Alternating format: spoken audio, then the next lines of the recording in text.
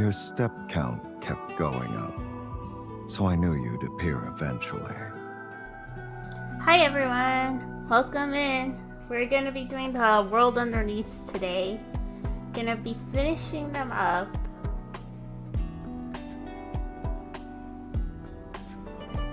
So that's the plan today. Dawn is not in voice chat with us because this is just a world underneath reading. She will be in Twitch chat and YouTube chat maybe. She's lurking. Did you see my message? Do you like the small stone I sent? So let's get started. It's perfect for your hunter firearm. Yeah, there's her lure. Well, I told her she could talk on chat, but she doesn't want to. She's playing Lua.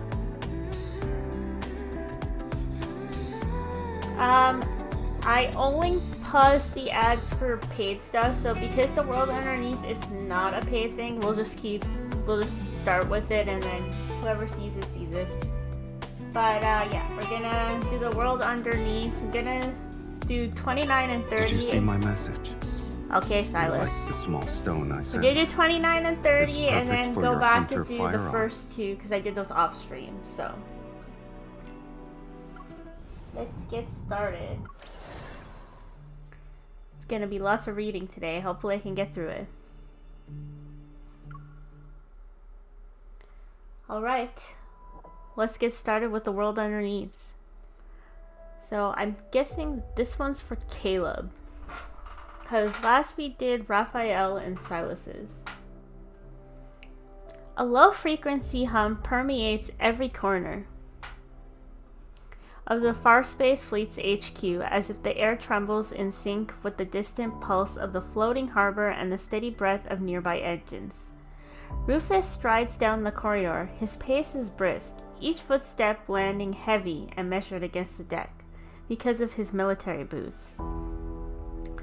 As he passes the operations center, a cluster of young technicians is locked in a heated debate over simulation data. When they see him, the argument dies in the middle of a sentence. They fix their posture, their eyes following his retreating figure.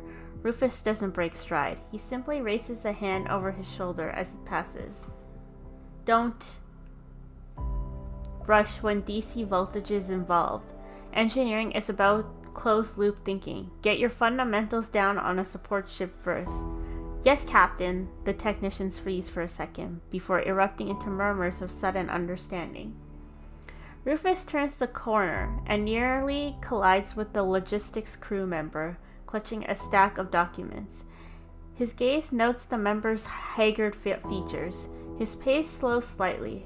How did the surgery go for the elder back home? It went well. Recovery still under observation, but the crew member stammers, caught off guard by the attention. If your vacation quota falls short, submit a special authorization request through the system. Use my code. The words are already behind him as Rufus reaches the end of the corridor. The automatic doors slide open without a sound, and they seal away the faint warmth of human presence behind him. The air in the interrogation room is cold and carries the dry, rusty scent of old blood. The man seated across the long table sits rigid. He's the quartermaster who has served under Rufus for 5 years. Now he doesn't dare lift his head. His hands clenched white in his lap.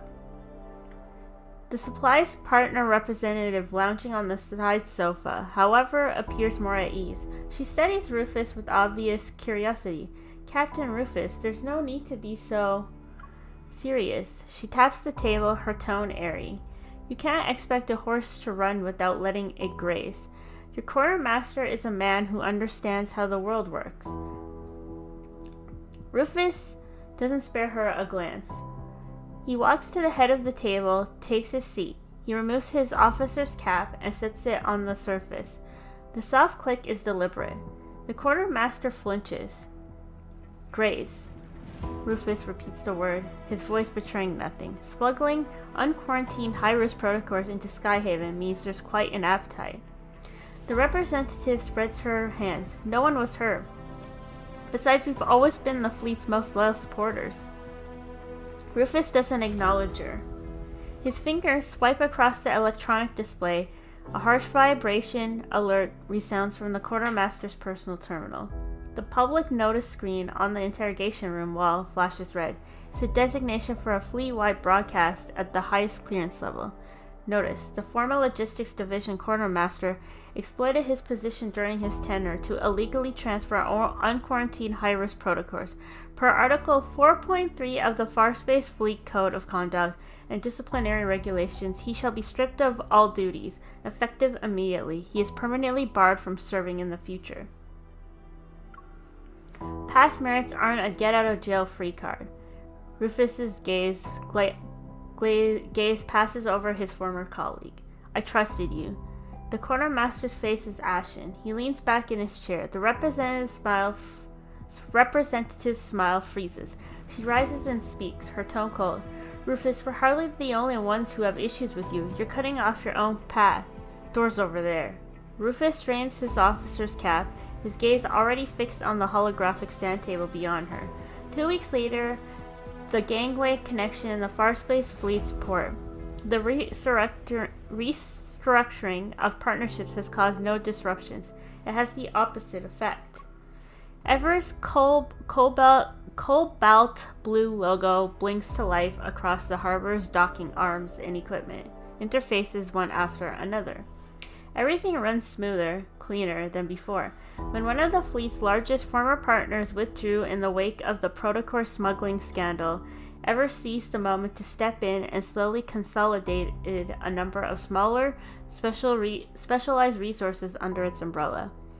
Rufus stands on the elevated bridge. He watches that cobalt blue rise like a tide and wash over every corner he knows by heart.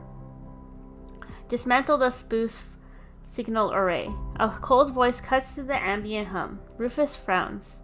Turning to descend the stairs, a technical advisor wearing an Ever uniform stands at the side of the bridge and gestures toward a cluster of old model signal reception arrays that have survived to this day. They're relics from the fleet's founding and older than Skyhaven itself.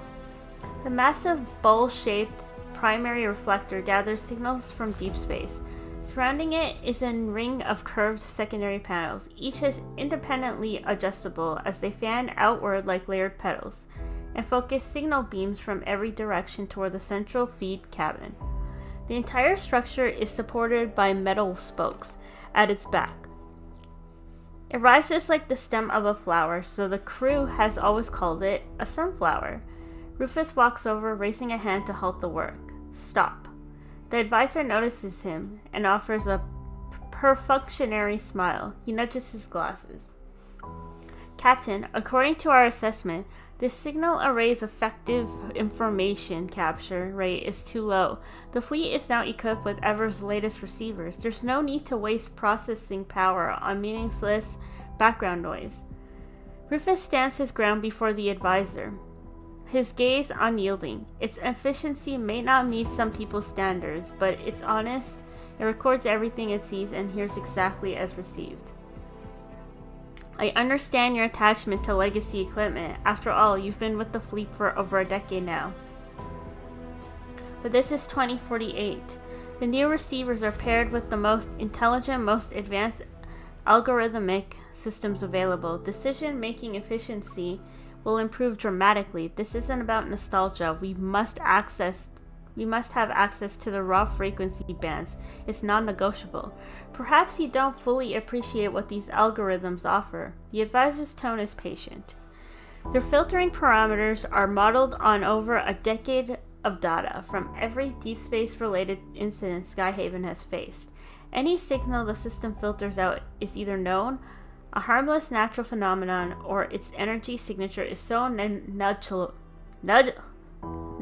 negligible that even if it reached the surface, it couldn't possibly pose a threat. Your models are built on known quantities and current ground capabilities, but the entire point of deep space exploration is confronting the unknown. What your system trims away as signal noise could be a new type of transmission never before recorded, or, he pauses, the intermittent distress call from a powerless escape pod as it drifts in the dark. probability of something that extreme, the Far Space Fleet's history is full of such cases. You're welcome to look them up. The advisor falls silent. Rufus steps forward, his voice steadfast. When the system declares everything as clear, I need to verify the raw frequency bands myself. The two maintain eye contact for a while the advisor has no desire to start conflict with the captain of Rufus' standing. Not in the early days of new partnership anyway. He shrugs. Conceding, fine, if you insist on this level of caution, I'll have to note in my report that it will add to the fleet's operating budget. After the advisor leaves, Rufus stands alone before the Sunflower's master control panel. He enters a long, complex encryption key.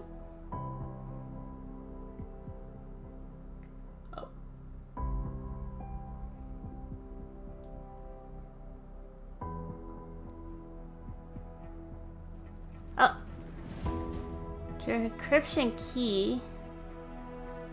Sorry, I lost my. Whoa. Locks the analog array's output directly to his personal terminal and sets the highest priority override. It bypasses Eversystem's pre-processing. The warship slips into the planet's shadow. Rufus returns to the deck where a file marked highest priority unfolds across the holographic display. The young man in the photograph has a striking, handsome, and flawless smile. Rufus's gaze sweeps over the dazzling service record. S-rank pilot, voyage record holder, solar breach specialist. Each tile represents countless brushes with death where survival relied on sheer skill. But as he lowers his gaze, 3 words sit at the bottom of the file. Recommended by Ever. His adjutant stands nearby, observing Rufus's expression. The air holds a silence before Rufus presses his palm together and closes the file. To him, possessing an extraordinary talent only to willingly become Ever's instrument is more tragic than incompetence. So that person recommended by Ever is Caleb, I'm guessing. This must be Caleb. And Rufus, and it's very clear that Ever has its hands in the Far Space Fleet. Like, this kind of proves it, like, 100%. Wow. And we know, so kind of also confirms that Caleb is doing whatever wants for some reason. And we're guessing it's probably because of MC, but so this kind of confirms it.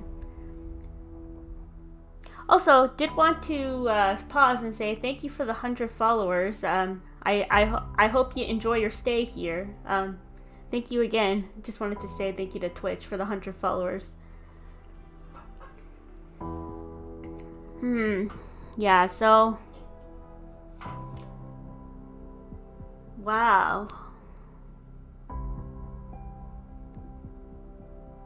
Interesting. So, yeah, it seems like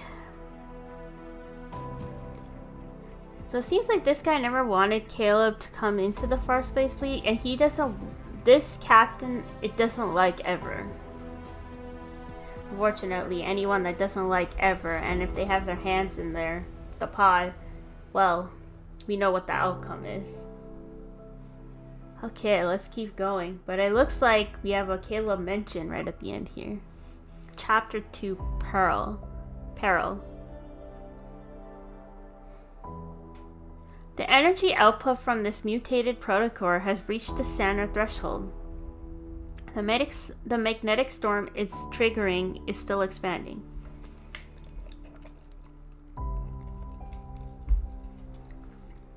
The lights in the briefing room have been dimmed. In almost complete darkness, a holographic sand table hovers at the center of the room. Ever's technical representative stands in the shadows and sweeps the air to pull up a set of raw frequency bands captured by the sunflower. It's overlaid against the sand table's imaging. Once converted, faint specks of light flicker at the edge of the hazard zone. Captain Rufus, you know how to plan ahead, the representative smiles. and slowly collapse. Our new algorithms are designed to filter out fluctuations in deep space that pose no threat. Unfortunately, they also screen out life support signals whose spectral signatures overlap too closely with the magnetic field. If you hadn't insisted on preserving those inefficient frequency bands, we likely wouldn't have known that anyone was trapped in the magnetic storm until their wreckage drifted out. A Deep Space Aviation Administration patrol squadron. He unhurriedly gestures toward the flickering specks of light. They were conducting routine deep space cartography when the magnetic storm's sudden expansion swept them in. Navigation systems across the board failed. They're surviving on backup power alone. Life support systems were operating at a bare minimum while they were in the turbulence. I imagine DAA is still scrambling to locate their missing research team as we speak. The adjudicant stands behind Rufus and gulps. Ever since the Sunflower dispute, Ever's displeasure with their uncooperative captain has surfaced in one resource approval clash and technical disagreement after another. The sudden show of goodwill is impossible to take at face value. This is currently the only viable solution. The representative rotates the hologram to reveal a model of a black angular device. A suppressor developed by Ever under emergency protocols. Deploy it to the central zone and activate it. It will neutralize energy fluctuations. Not only will it save the DAA researchers, but it will also allow us to salvage the mutated protocore. Its mutation profile exceeds anything in our existing archives, so its research value is immeasurable. The representative pauses, his gaze cutting through the hologram to land directly on Rufus. The magnetic storm is a meat grinder. Any standard fighter that enters is as good as dead. After careful consideration, only the flagship's armor integrity combined with your personal piloting skill stands any chance of delivering the suppressor to the central area. The briefing room falls deathly silent. Rufus runs his thumb along a scratch on his glove. His adjudicant leans in and murmurs, "Captain, please reconsider. That protocore may be valuable, but if we bide our time and wait for the storm to weaken, we can find a safer way to salvage it." Rufus says nothing. His gaze remains fixed on the light drifting across the sand table. Each one represents a life. He understands the logic his adjudicant is laying out too well. If he ignores the distress signals that would have been filtered out regardless, he can refuse Ever's hastily assembled solution on perfectly reasonable grounds. Avoid the unknown risks, protect himself. A flicker of amusement passes through the representative's eyes. The adjudicant's voice grows more urgent. Besides, DAA has nothing to do with us. At worst, we send a perimeter fleet to hover at the edge to put on a show of rescue efforts. Notify all stations. The flagship departs in 10 minutes. Rufus stands up. His gaze passes over the Ever representative without stopping. His voice is as steadfast as iron, as it severs every unspoken protest before it can leave his adjudicant's lips. If he turns a blind eye now and saves himself by pretending he never heard the cries for help, then what was the point of keeping the Sunflower in the first place? Ever has hoisted him into a pedestal built of duty. Only two paths remain: become a blade that bends to their hand, or an obstacle marked for removal. They've tested his limits time and time again. Very well, he'll give them an answer that leaves no room for misreading. Central Fleet, here's your mission objective. We're bringing them home. So they sent him into the war zone, I'm guessing, because they want to get rid of him. Because he doesn't abide or follow their mission. He doesn't follow their mission, kind of thing. Because Ever wants robots. Ever wants mind-controlled robots. So, and he's not gonna be one.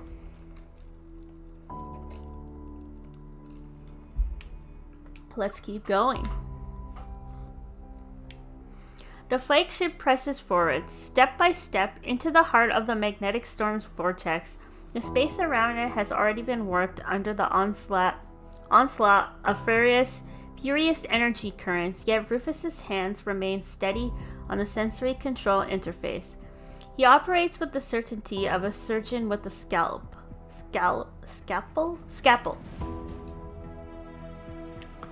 His neural link feeds directly into the warship system. Warship system. Okay, warship systems. Every minute shift in the chaos outside registers against his senses. Under his command, the vessel moves with almost instinctive precision. The bow tilts briefly, riding an incoming wave of energy flux as cover. He thrusts the needle past gravitational forces strong enough to tear through armor. A pulse bursts from the starboard support thrusters correct their attitude. The movement is elegant. Arrival at designated coordinates has been confirmed. Protocore detected extending docking bridge. With the heavy thud of impact, the black angular suppressor locks onto the protocore. On the hologram, the readings representing protocore fluctuations spike wildly. It's an expected reaction to the intervention, but when the system countdown ends, there's no stabilization. Instead, a glaring warning flashes across the control interface. Insufficient power detected. An external energy source is required to initiate neutralization protocol. Rufus stares at the prompt, his pupils contracting. Inside his sealed maelstrom, only two power sources exist: the flagship's engines and the life support systems of the stranded patrol squadron. So this is the trap. He always knew Ever's generosity would come with a price. He prepared for the obvious ones, using a deep space crisis to eliminate him, leveraging a failed mission to demand his death, or engineering a power grab over the fleet. None of that frightened him. He believed in his own skills and his crew's loyalty, but he never anticipated this. In Ever's calculations, the protocore's transformation wasn't a crisis to be managed. It was an opportunity. They placed assets on one side of the scale and humans' lives on the other. Then they forced his hand onto the weight. Through the comms channel, the Ever representative's voice cuts through the storm. It's crisp, unhurried, and soft as silk. Captain Rufus, please confirm immediately. If this protocore's fluctuations spiral out of control, it will trigger a cascading overload across Skyhaven's power grid. For the greater good, a certain degree of resource loss is acceptable. You know, every pilot in the Far Space Fleet and the Deep Space Aviation Administration has made peace with the possibility of resting among stars. The voice pauses. Then it continues as if stating the most natural truth in the world. Besides, the research value of this protocore is worth 10 squadrons like these. Captain, just press it. They're so certain that the adjudicant's voice cracks as it cuts in. They're so certain that the protocore is one of a kind. If this mission fails, you'll be stripped of everything. This was always a rigged game. Ever is forcing you to choose. Rufus's vision narrows until nothing remains but that scarlet activation key. His hand hovers above it, its weight as heavy as 1,000 lives. A chill rises through him and seeps into his bones and soul. He cannot accept a world where human lives are placed on a scale and measured, where every breath is converted into cold numerical columns, profit and loss. All units! A violent shudder tears through the flagship. Energy overload screams through the hull. The comm signal fractures into static. His right hand comes down, not on the activation key, slashes through the cables connecting the suppressor. In one swift motion, he kills Ever's dedicated interface permanently. This is my final order. Evacuate immediately. Rufus's voice rings through the fleet's internal channel. There was neither hesitance nor the intention of taking it back. Captain, what are you doing? His adjudicant's panic cry severed and locked outside the comms channel. Without the suppressor's guidance, the protocore at the vortex center breaks free. It begins to collapse and expand. Rufus slams the thrusters into dangerous thresholds marked in red. Against his own orders, every shield generator on the flagship overloads at once. They flare to life in single, desperate, fragile barrier planted directly between the raging torrent of energy about to burst and the DAA's stranded squadron. Alarms scream in overlapping waves. The warship groans at the edge of structural failure. Rufus's nervous system is fused deep into the flagship system. Every inch of armor that's torn away feels as though it's being ripped from his flesh, but he grits his teeth. He endures and refuses to move. Yep, so Ever had to sacrifice him because he's not conforming to what they want. So the outcome is either way they're going to get rid of him. He can die a hero or he can die a traitor.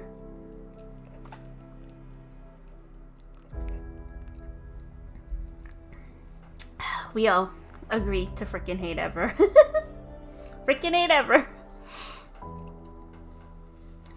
On the bridge's main display, the lights representing the DAA's patrol squadron fade from red one by one. They vanish into the area beyond the boundaries of the safe zone. After the final onslaught of energy flux, the flagship is unrecognizable. Its sleek figure has been torn apart. Its starboard armor stripped clean, conduits and cables are exposed to outer space like raw veins. Inside the cockpit, life support oxygen levels have dropped below the safety threshold. Rufus feels a suffocating coldness closing around his consciousness. Beyond the viewport, over a dozen Ever observation drones haven't withdrawn. They circle the dying warship like carrion birds. Countless dark lenses gaze down in silence to record the proud captain's current call. Is this how it ends? Rufus's breath comes in ragged gasps. His vision blurs and drifts. He sees himself as a young man. He sees the faces of old crewmates one after another. He sees the day he first set foot in the Farspace Fleet's HQ, and the sunflower's metal petals unfurling under the sunlight. When his lighthouse goes dark, where will this ship called the Farspace Fleet sail? In the approaching darkness, will it still hold true to the purpose it was born to follow? Will it chart deep space with independence and conviction? Or will it become nothing more than a pawn beneath the vast machine and wait for others? He has no regrets. There's only a lingering ache of unfinished business. He never made it as far as he wanted to go. Warning, high-level energy signature approaching. A pitch-black fighter jet rips through the chaotic energy field at staggering speed.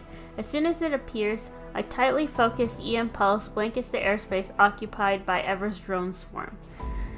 Data uplinks are severed and camera feeds dissolve into static. Rufus's fading vision can't even track its trajectory. The fighter jet doesn't slow. In the same breath it grazes the Singularity fires a single unremarkable silver beacon.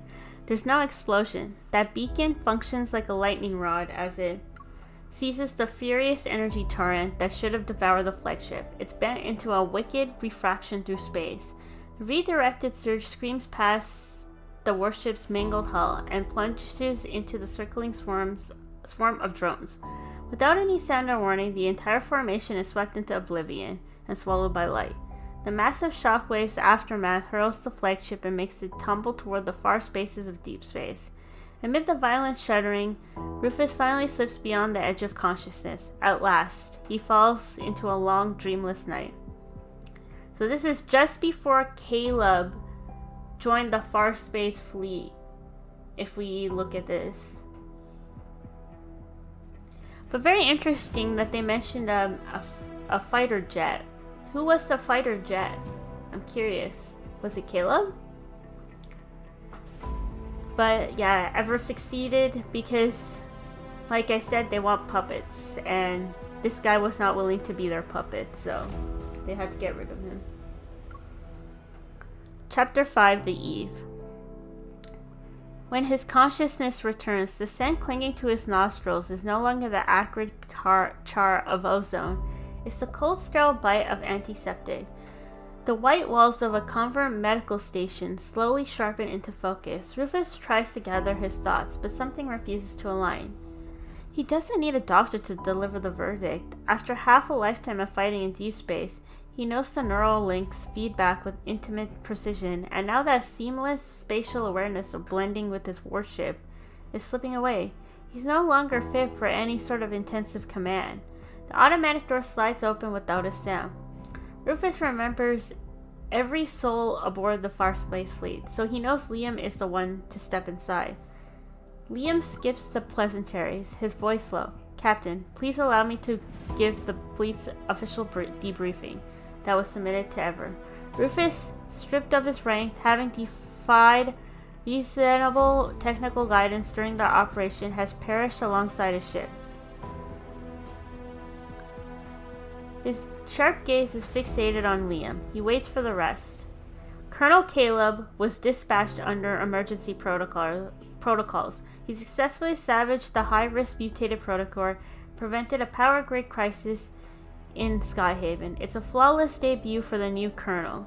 Liam's tone remains measured and factual. I assume he piloted that black fighter jet. A faint knowing smile crosses Rufus's lip. Certain suspicions fall into place. So wait, Rufus was the colonel, I think, before, I guess. Well, the captain or whatever. He wasn't the colonel, he was the captain. And this, I guess, was around the time when Caleb just joined as Ever's puppet. Oh. I can't remember, did they ever mention Rufus in the main story? Like in Homecoming Wings? I'll have to double check.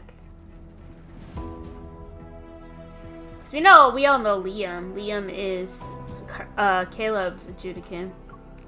The official report is clear, Captain. The energy flux at the Vortex Center was highly unpredictable. The drones were lost due to an unfortunate accident while attempting close-range combat documentation. No other cause has been identified.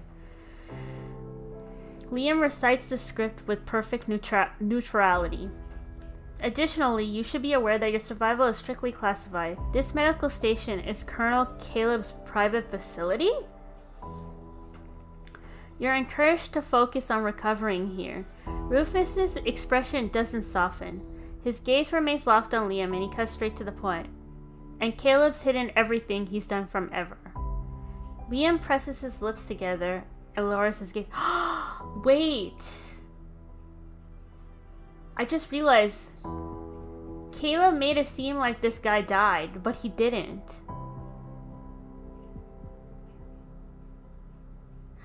This makes me think, did Mia ever die in that hospital, or did Caleb hide her away? So he's still doing things, so he's not just easily being a puppet then. Because, a lot of people were upset in Homecoming Wings, especially MC, that he let what happened to that sibling, to those two siblings, to save her. But what if Mia's still alive and he's hiding her away, like he did with this person? Wow. Captain Rufus, the automatic door slides open once more. A tall figure steps through the backlit threshold.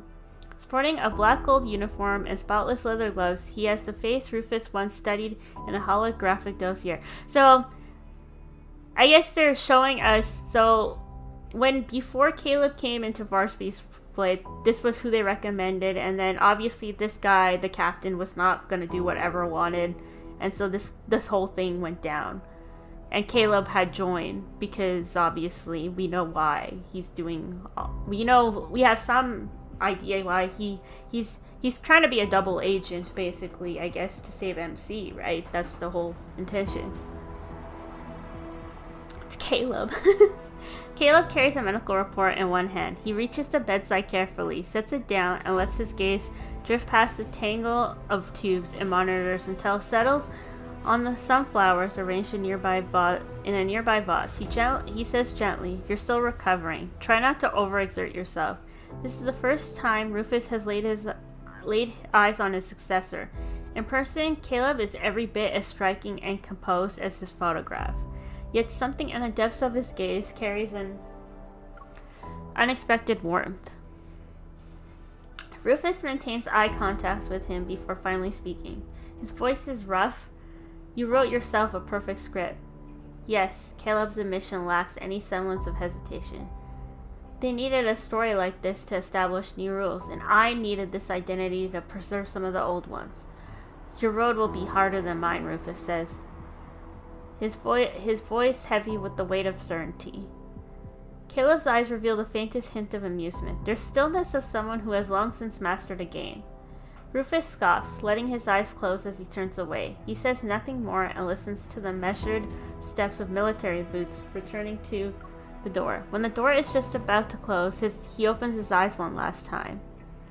Caleb's vigor is resolute and unwavering as he strides toward the treacherous labyrinth of power. A long silence passes, then Rufus's lips slowly twist into something caught between self-mockery and release. He believed the Farspace fleet needed a lighthouse, one willing to burn itself to ashes, but perhaps he was wrong. The dark frontier doesn't need more fire, it needs a greater night. And hidden at night's end will be the morning finally unsheathed. Ah, so this is the story of Caleb being part of the Farspace fleet. This is where it started.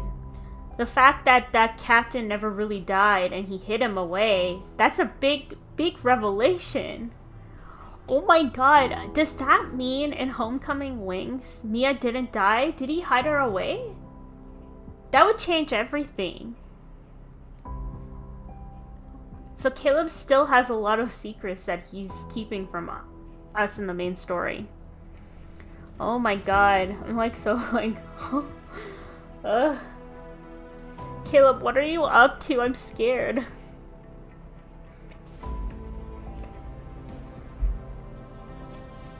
Oh, Caleb. Caleb. Okay, we move on to the next one. Jesus, it's getting really good. Caleb one is really good. Was not expecting that. Get my diamonds from that. Alright, so this is the sixth world underneath. So it probably doesn't have to do with any love interest. It's probably a generalized one. We'll see. Maybe it relates to MC. Since its founding in 1960, the Deepspace Academy has compiled and organized observational records concerning Earth's civilizations. Giant insects of the Paleozoic era. God, I cannot pronounce things. Paleozoic era, towering trees of Carboniferous period, massive marine creatures of the Permian period. They once ruled the Earth only to vanish into the depths of geological time. Each mass extinction is Earth's way of renewing itself. Old species disappear, new ones emerge, and life continues. What if humanity is part of one such renewal? What if our civilization is a fleeting chapter in Earth's long history? Huh? What did they mean fleeting chapter? Renewal? God, I'm thinking about those theories about this being a whole simulation and it's scaring me. The file is restricted to important members in the Deepspace Academy. Unauthorized disclosure will be punished in accordance with Academy Disciplinary Code Article 7. But renewal... I mean, I am hearing theories that the world might... we might go for a reset. Is this what it's hinting towards? Let's see. Known civilization types. Case file number 00001.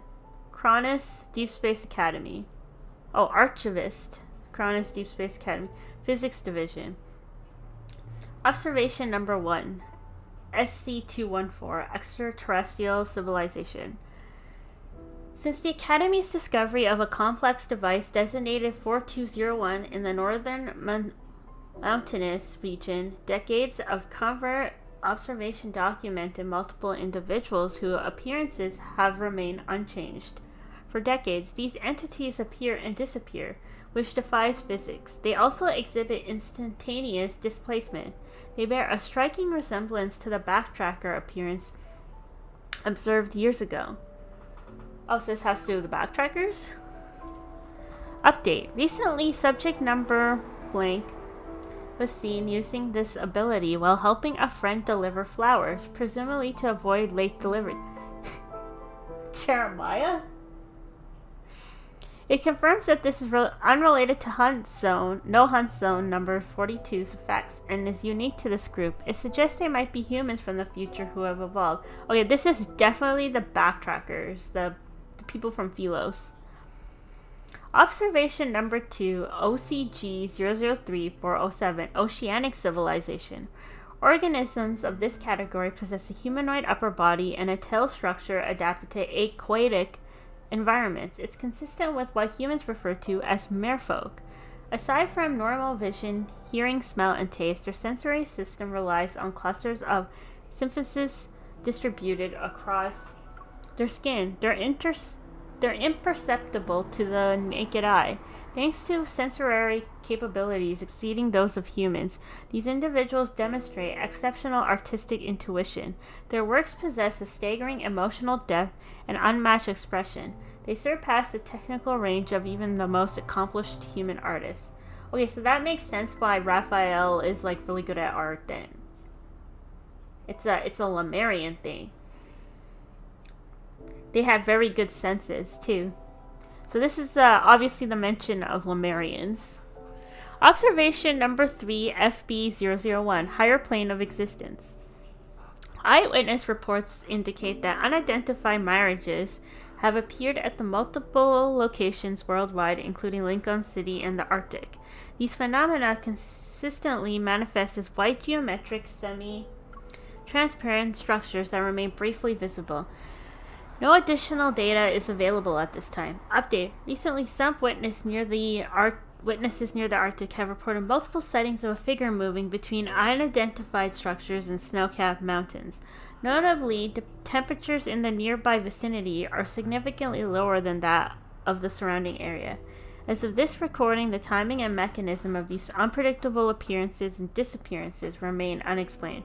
No photographic evidence is available. Appendix. Perhaps millions of life forms have already existed in this world long before humanity emerged. If the rumors about the end of the world are true, and humanity now stands at its twilight, are these diverse civilizations appearing to save us or replace us? I feel like that last excerpt is about Zayne and his god form. Because the suspicion is his god of annihilation is like the original, is his origin, basically. That is his full form. So I feel like this is a mention of him because he's able to move structures around in his spire or whatever, in his anger spire. So he's able to move things. So I feel like that last mention was him, but we're about to hit the end of the world, so that's really interesting. Are we going for a reset? That now I can see where that suspicion of reset is coming from. The fact that they said end of the world makes me like really scared. Oh.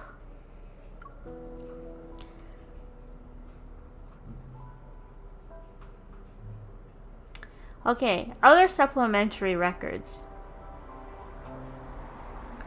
Case file number 00017. Valasha Deepspace Academy Research Division. Data file number 1. A facility under Ever once attempted to achieve a primitive form of life digitization by extracting the consciousness of fruit flies. The project, codenamed Open Swarm, was forcibly terminated after the experiments triggered uncontrollable mechanical interference. It slowly averted a large-scale crisis. Data file number 2. Earlier this month, a biological research team from Lincoln University saw the silhouette of a massive unidentified creature emerging from the woods behind an estate in Lincoln's southern suburbs during a nocturnal sampling expedition. Witnesses reported that the creature moved through the forest at a high speed without making any sound. Data file number 3. Yesterday at 22:21, a drone was performing cleaning duties on a tech company building downtown. Its infrared sensor detected an extremely high heat signature behind the windows of an office located on the top floor. The recording was forcibly intercepted and wiped by security systems before it could be uploaded to the cloud. How strange. What did I see last night? It's weird. I sneezed and then I couldn't remember anything. Huh, this is very strange. A creature that we've never heard of? Is the sixth love interest coming? I don't know. I hope not. I really don't. I'm Haram. And my wallet can't take a sixth one. I don't know where they'll fit in. It's probably coming whether I like it or not, though. Oh, God. Okay, who is that? I'm confused. I'm a little confused. 00053. So this is Gaia Research Center. Archivist Amina, Deepspace Academy Biology Division. Data. Ever's Gaia Research Center is the earliest known cross-civilization research institution. Its core data requires clearance of the highest level within Ever. The Deepspace Academy maintained a friendly collaboration with the institute during the early days of signal decryption, but Gaia has always concealed an unobservable black box within its operations. Notably, the timing of Gaia's establishment, or rather Ever's rise to prominence, coincides closely with the mysterious family's investment in Ever. Our current hypothesis is that Gaia didn't originate from within Ever. It's possibly a preemptive arrangement by its backers, a semi-independent experimental institution operating outside of Ever's system. While tracing the source of the mysterious investment, a new company called Incore Tech, which dabbles in protocore energy, appeared. Its chief director, their background untraceable, remains shrouded in mystery and appears to maintain a close collaboration with Ever. There's a mention of this strange chief director. This looks like there's gonna be a sixth love interest. I have always suspected if there was gonna be a sixth love interest, he would be related to Ever in some way, and this is really looking like it. Especially they talk about this chief director that's not known. Lots of mystery here. Oh, I'm really scared now. I feel like there is gonna be. Related files. Protocore Energy Research System. No. Archive is corrupted. Waiting for repairs. Conducted an in-depth investigation into behind-the-scenes collaboration between that company and Ever, but found no written or electronic records whatsoever. No, there are no records at all. Amina. Okay, so there's a company that's working with Ever that we have no clue about, and there's a chief director attached to that company. That's very interesting. We don't know who that is. This could be a sign. Case file number UN000. Archivist Cronus, Deepspace Academy, Physics Division. Signal acquisition log. Source coordinates at a depth of 57 tunnel units. Tunnel wall at 26.35 degrees. Reception time July 4th, 2034. Carrier medium neutrino beam. So 2034 is when Chronoriff catastrophe happened. Speculative hypotheses. Through collaborative decryption efforts by all 7 divisions of the Deep Space Academy, the following message has been decoded into readable text. Based on a joint analysis, this is highly likely to be a prophecy sent to Earth via a civilization currently undergoing annihilation, or perhaps it's already been annihilated.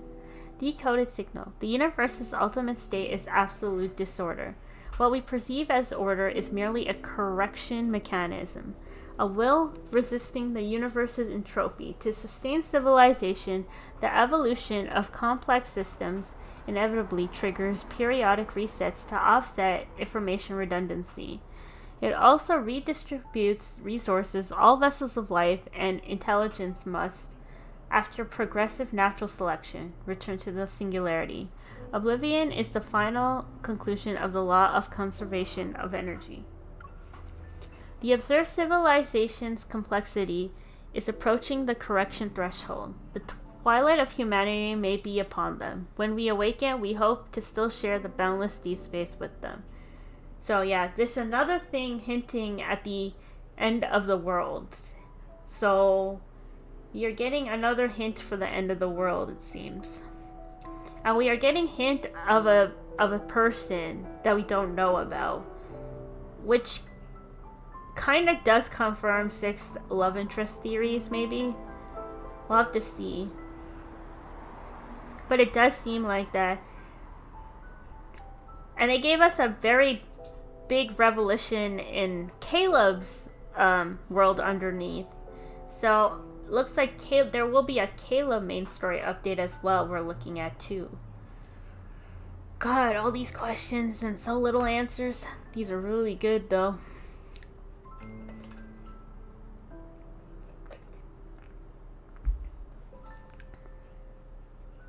Was not expecting that. So the world might reset is what I'm getting. That is the logical conclusion. And then Caleb Mia may not have died in Homecoming Wings. Caleb may have hidden her if he hid the captains whose job he kind of took over.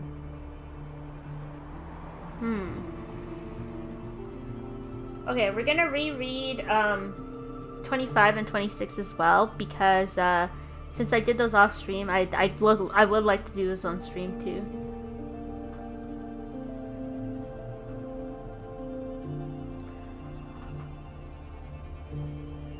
Let's go for it.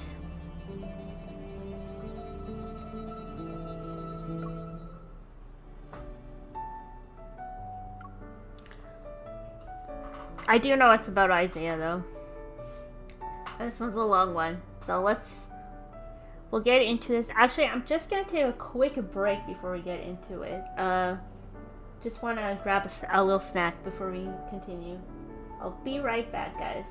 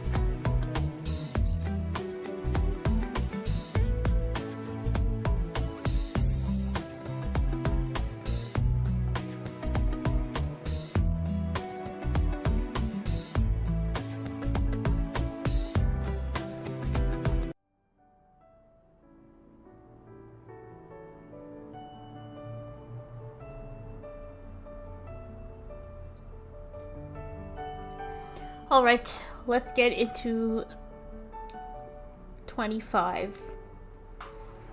Chapter 1, Invitation.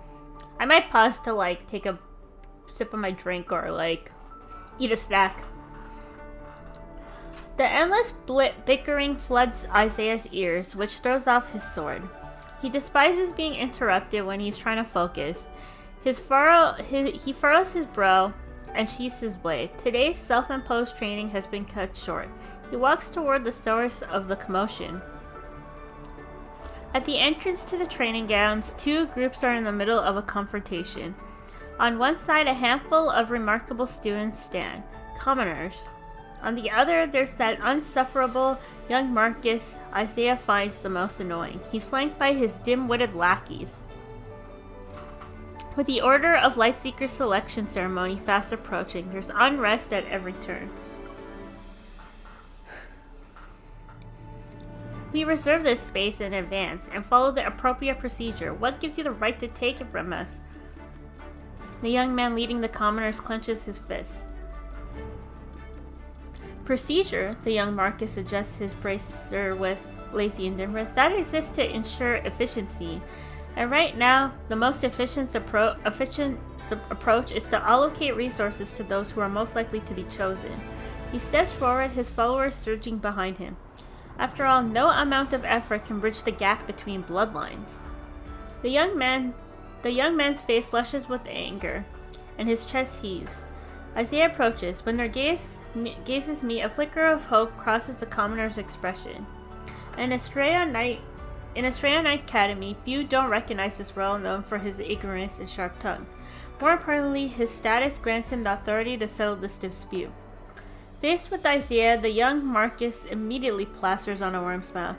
It's not a significant matter. Surely it's nothing noteworthy.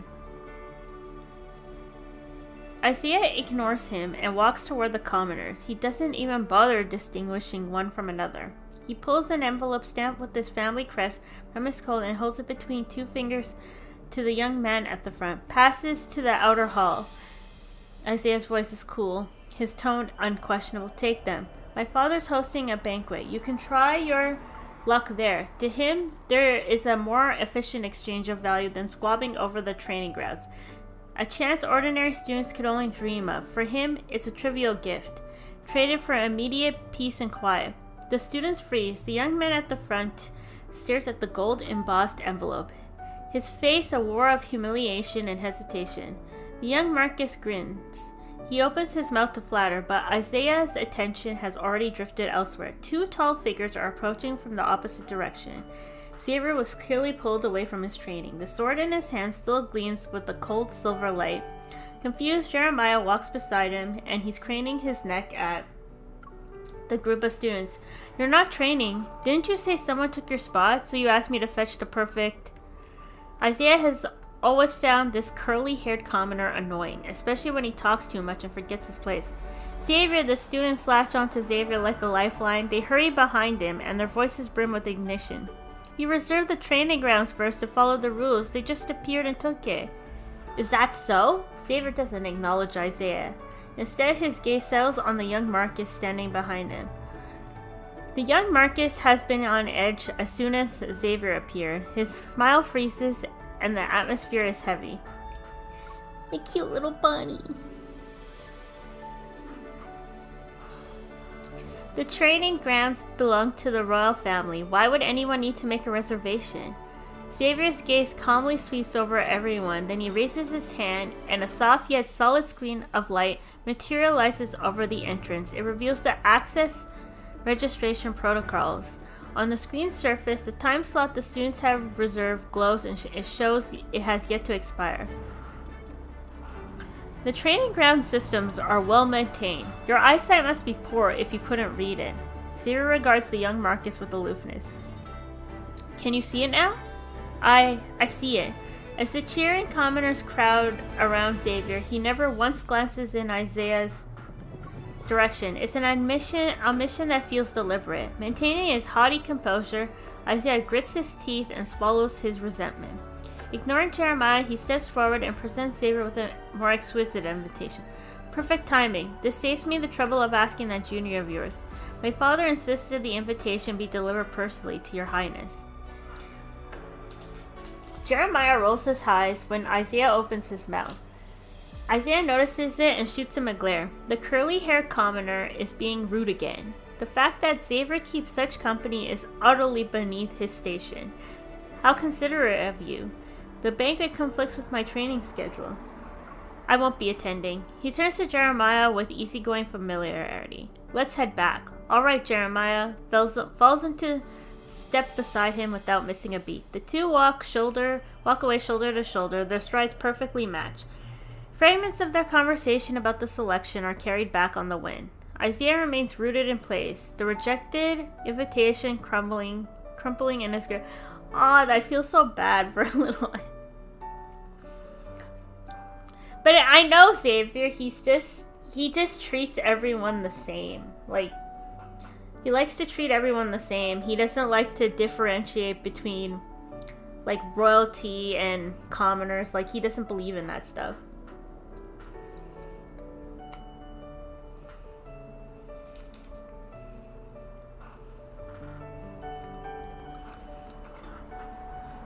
Just eating a piece of chocolate.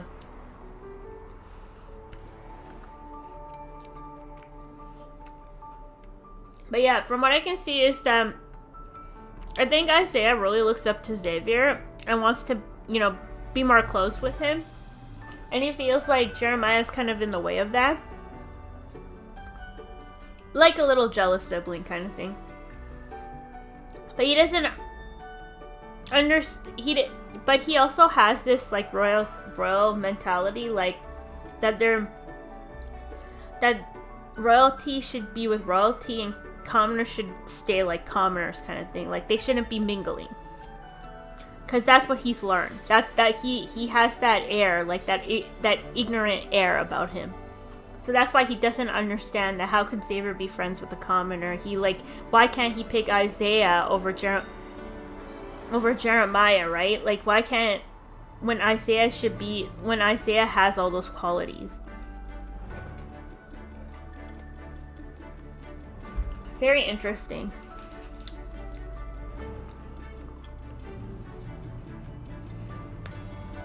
Just finishing a piece of chocolate.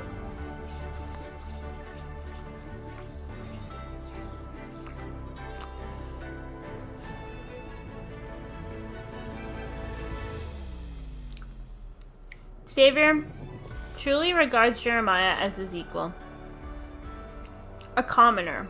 Their retreating fingers moving in perfect sync, hanging like an unspoken answer beyond the borders of the world Isaiah has always upheld. It's impossible to explain, impossible to ignore. Days pass, yet each memory only sharpens the image. During his solitary training sessions, Isaiah's sword work falters uncharacteristically. When his blade trembles, what he cannot suppress is something deeper, an instinctive gnawing unease. Xavier, the future king of Philos, repeatedly strays from the world that he was born to lead. And Jeremiah serves as the most glaring point of reference. He's an insignificant commoner who dares to covet a place in order of the light seekers. Being a knight means carrying the weight of one's bloodline and duty. Its meaning and its honor aren't to be taken lightly. Isaiah will show Xavier the proper path. Those truly qualified to walk beside him are those born to shoulder the future of Philos, not some happenstance companion who happened to fall into step. Beneath the holy sword of the goddess, Isaiah levels his blade at Jeremiah. I shall be the one to test your qualifications. Isaiah, third-year student of House Starhunter, son of the senior counselor of the Royal Council, and member of the Royal... why am I using the mouse? Family, formally challenges you to an honorable duel. Words have barely left his lips before his blade flashes like lightning. He doesn't wait for Jeremiah's response.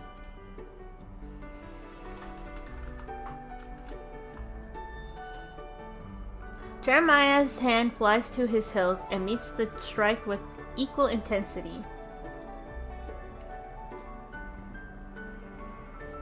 The exchange is swift and fierce, relentless, sharp steel's resounds. The duel doesn't last long. Isaiah's swordsmanship proves to be superior. Years of elite training were forged into strict precision and cutting grass. 10 moves in, he exploits a minute opening and sends Jeremiah's weapon spinning from his grip. He brings his blade to hover at his opponent's throat. Isaiah lifts his chin, pride radiating from every ounce of his movements. The murmurs of astonishment rise around him. Exactly as anticipated. Yes, this is what it should feel like. Isaiah senses his blade has finally stopped trembling. Jeremiah exhales slowly and concedes without pretense. I lost.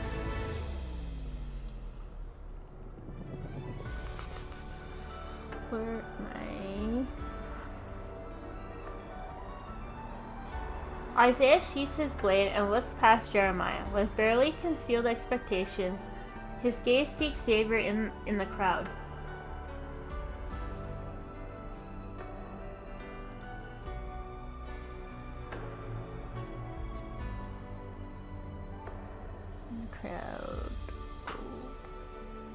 Look, this is the clearest proof of the order of Lightseekers he believes in. There can only be strength, technique, and the gaps these concepts create is the most. Oh, hi, twin! Welcome, twin! Hello! Just reading the world underneath. I did the last two already, but I'm rereading the first two again so that it's on stream, kind of thing. So I could chit chat about it.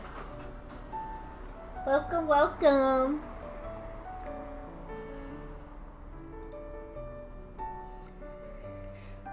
Where did I leave off?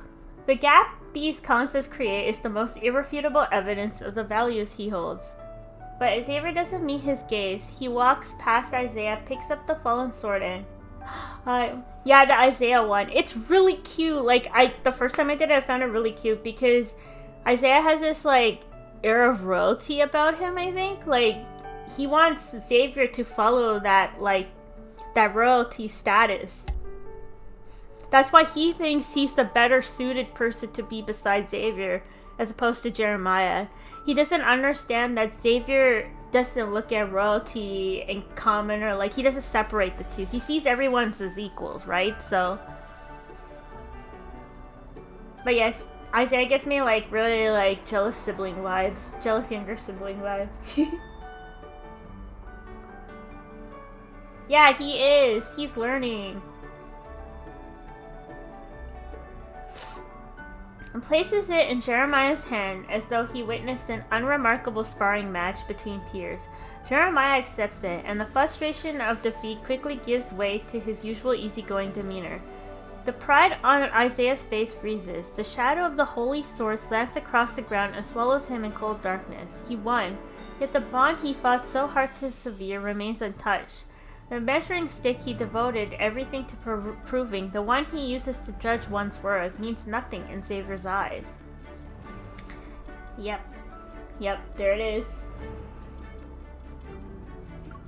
Man, I don't know if you've done the last two, the 29 and 30 for this, for Laurel Underneath. Oh my god, I'm so mind-blown, especially by Caleb one. That Caleb one had a big major secret that I was not expecting. Okay, you have. Okay. Oh, perfect. Okay, perfect. So you know them all. I was not...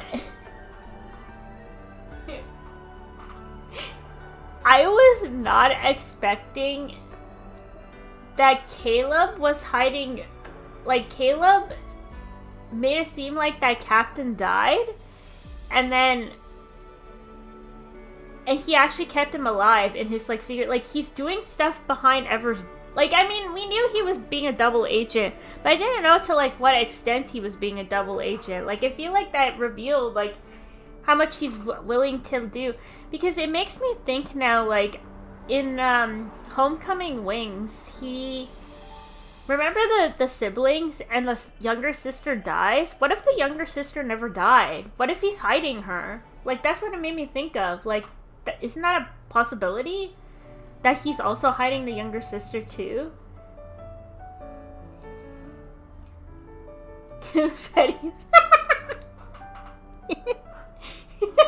Caleb is pissed. Yeah, I mean, his only one mission is to save MC, but... I don't know. This kind of, like, put a little bit of things, because I'm kind of mad at him for that, but, like, maybe there's more to it. Like, I feel like there's... Of course you simped on Rufus. I bet you Dawn's gonna do the same thing. Dawn also simps on a lot of the NPCs. She really likes Isaiah.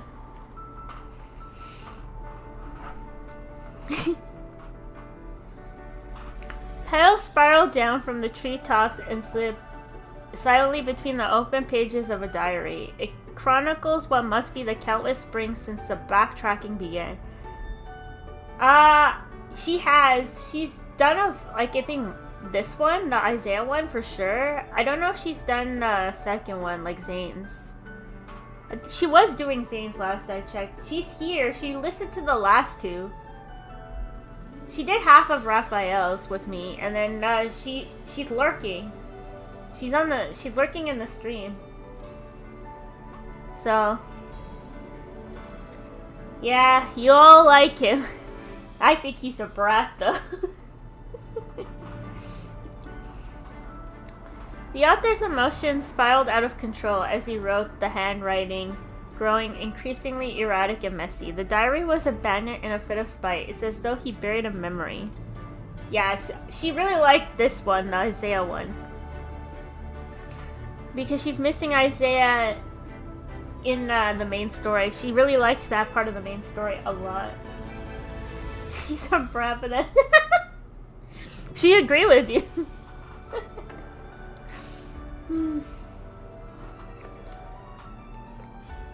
A man sits beneath a tree and reads it. He's quiet and focused, although he occasionally pauses. His gaze lingers on a particular phrase as if weighing something. His fingertips trace the Philosian noble crest embossed on the cover. He appears gaunt and pale from the side.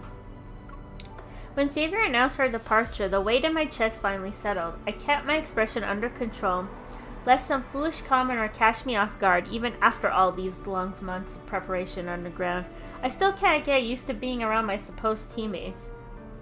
It was the same in the beginning. When Xavier told me about Operation Backtrack, I took it as a sign that he finally realized what sort of person was qualified to intervene in the fate of Sylus. And then I followed him into the secret base only for a mechanical sugar glider to fly at me. It was singing. That's when I discovered this team was more motley than I imagined. Yeah, I would say too, like, if you have to compare, like, a lot of the others were pretty depressing. I did the last one, so I fear that the sixth love interest suspicions might be a little confirmed, because they mentioned this company that's working with Ever, and there's a director behind it. There's a chief director behind it, and we know nothing, but this chief director could be the love interest. And I've always been suspicious that if there was going to be a sixth love interest, he would be someone working with Ever. This is kind of confirming my suspicions a little bit. As much as I don't want a sixth love interest, it's looking like there's gonna be... Like, honestly, I'd be fine if we don't get it, but that's a little suspicious to me. And then the timeline is ending, like the world is ending. That's a little scary too. So the stuff about... Yeah, we're gonna hate him a lot. I think they're gonna be the true enemies to lovers. We're gonna see a true enemies to lovers, I think. Well, heck, Tila, I don't know. I mean, you're true harem. You think you're not gonna like him? I don't think you won't. I'm harem too. He's just gonna end up joining the harem. Well, they were trying to do that with Sylus and MC, but I don't really find them. I really don't find them to be true enemies to lovers. Yeah, I'm cooked too. I'm cooked as well. Like, do we see how the other 5 look? Like, do we see how they look? And how they've been created and their lore? Info knows what it's doing with its love interest. That's why I said we're all cooked. Yeah.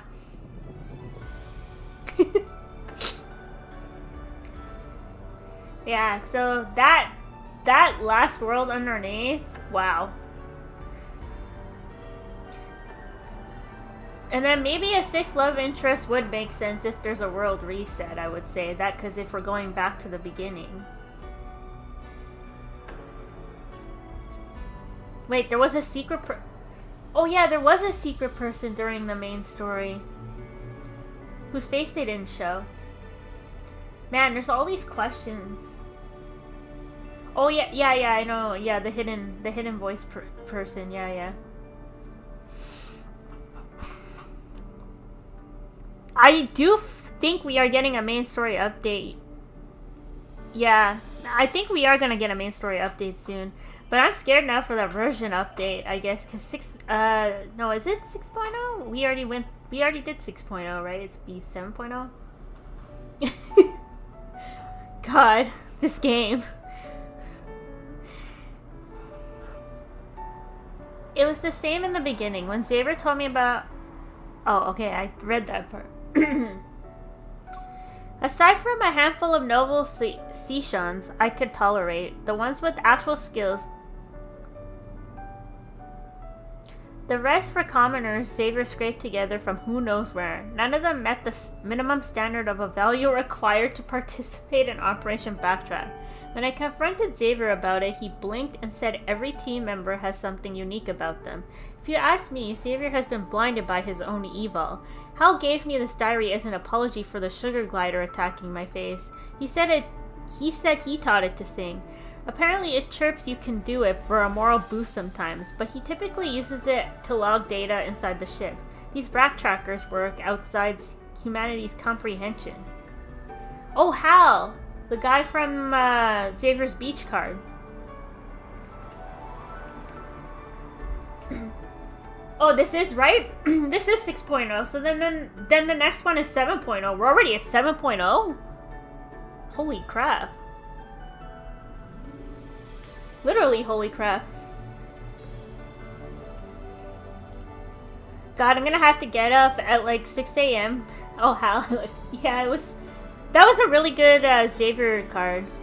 I know people weren't very happy about the beach cards. Oh, you think that's... What's the update? 5.0? Or... Maybe you're right. God, I was like... 7.0 will probably be like in the new year. God, I'm gonna have to get up at 6 a.m. for the live stream. No, the live stream will be at 6 a.m. Well, yeah, because that's why you never fall for the rumors that go around. Keep your expectations low.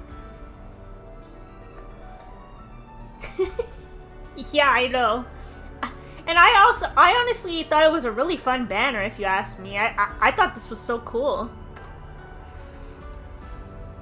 Like, I wanted to do the water sports.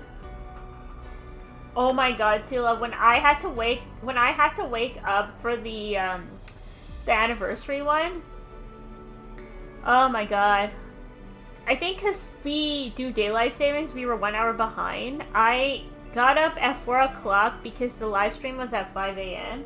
And now this time it'll be at 6 a.m. so I have to get up at 5 a.m. And I reacted to the live stream live. God, that was so early for me, and I had to be like careful not to be too loud and not scream at the multi-band.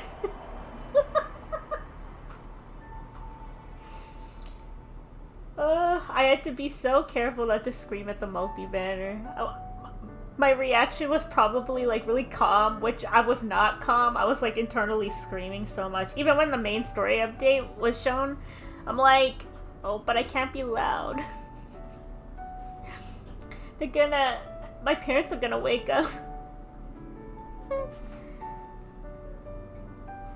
Gonna have to get up early again. I know, for us it's such a bad time. It's too early. My sleep.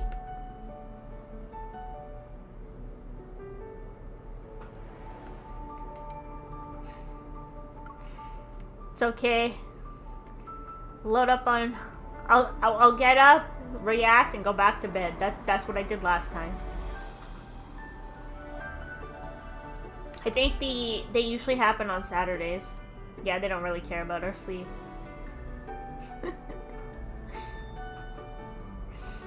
Whenever another potential warp point is ruled out, the mood in our group worsens. The only thing that stays consistent is that mechanical sugar glider as it flies and sings. Since we started backtracking, we've squandered too much time on unnecessary detours. Today, Xavier chose the longer route again to accommodate to a teammate suffering from war space rejection. That's what the blood of a commoner gets you. So what if he's skilled in conducting analysis and various calculations? Anyone can be trained to be an expert in those fields, so they hold a limited value. He could be replaced at any moment. If we left him behind, we'd save half the time we'll spend, yet Xavier lacks resolve. Yeah, I do a reaction because, like, might as well kind of thing, you know. Oh wow, you guys actually hop on the Discord at that time? Oh my god, brave your souls. But I mean, I also get up early too. I react to the live stream, so.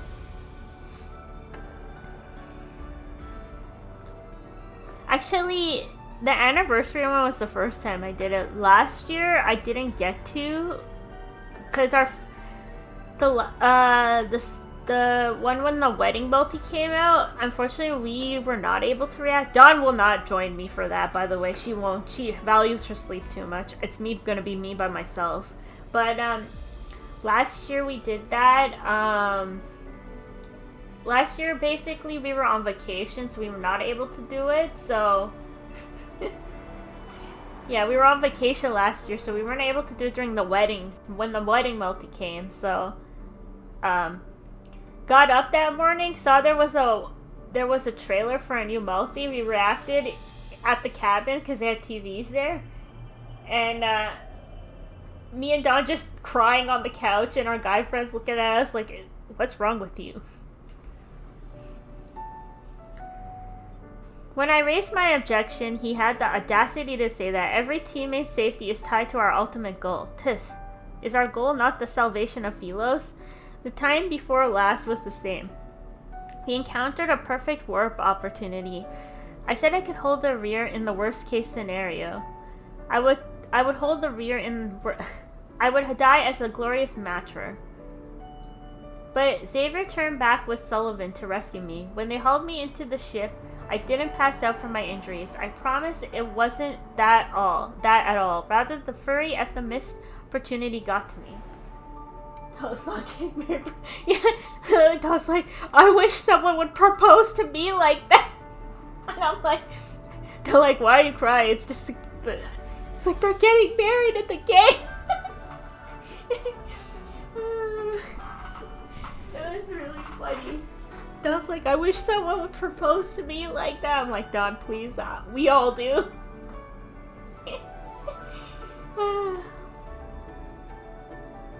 We're stranded on Earth now. Hope grows. Dimmer by the day, everything makes me angry. Being a part of these backtracker means endless arguments. The curly-haired idiot Jeremiah is everywhere, and he actually said no one wants to work with someone like me. He knows nothing. Efficient commands and necessary sacrifices are what it means to be responsible for everyone. Yet somewhere along the way, fewer people argue with me. Life on Earth is eroding their will. Those who choose to leave always slip away in silence. To some nameless island or an unremarkable bookstore. Some succumb to the fear of their bodies aging. Others fall to the loneliness gnawing away at the soul. Today that mechanical sugar glider sputtered and died. The person who could fix it is already gone. Why does Xavier never reveal his anger? If it were me, I would have removed that dead weight long ago. Yet he stands there watching people come and go. This guy's still trying to understand Xavier. Doesn't understand. Xavier is always cool, calm, cool, and collected. I've had enough. Maybe I should leave too. It's not like Sleeping Pod's door can survive another one of my outbursts. Today I walked out alone, farther than I've ever gone, but perhaps today no longer means anything. Operation Backtrack has stretched on for so long that my sense of time and space grows hazier by the day. At some point during my wandering, I met Soren. It took me a moment to recall his name. Soren's presence in the Backtrackers was always I hate saying this word. Always negligible.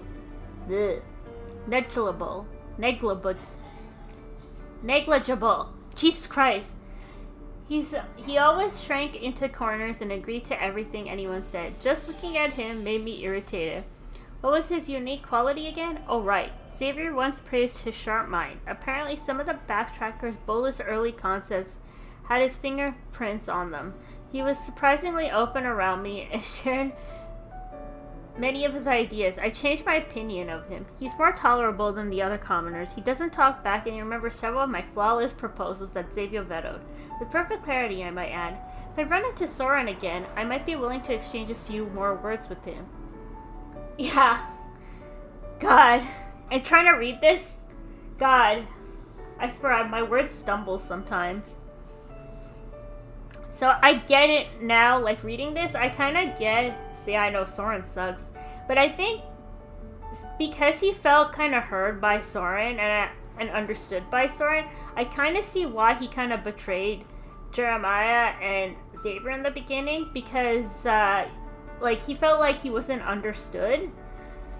And so obviously the way he is, he doesn't get things. Like the way he is, he had good intentions in the beginning. Like that's what I'm saying. He has good intentions, but like he doesn't feel like he's heard, kind of thing. So because of that, Soren kind of made him feel heard. So he kind of backed him up in the beginning. That I could see that's why he probably betrayed him in the beginning.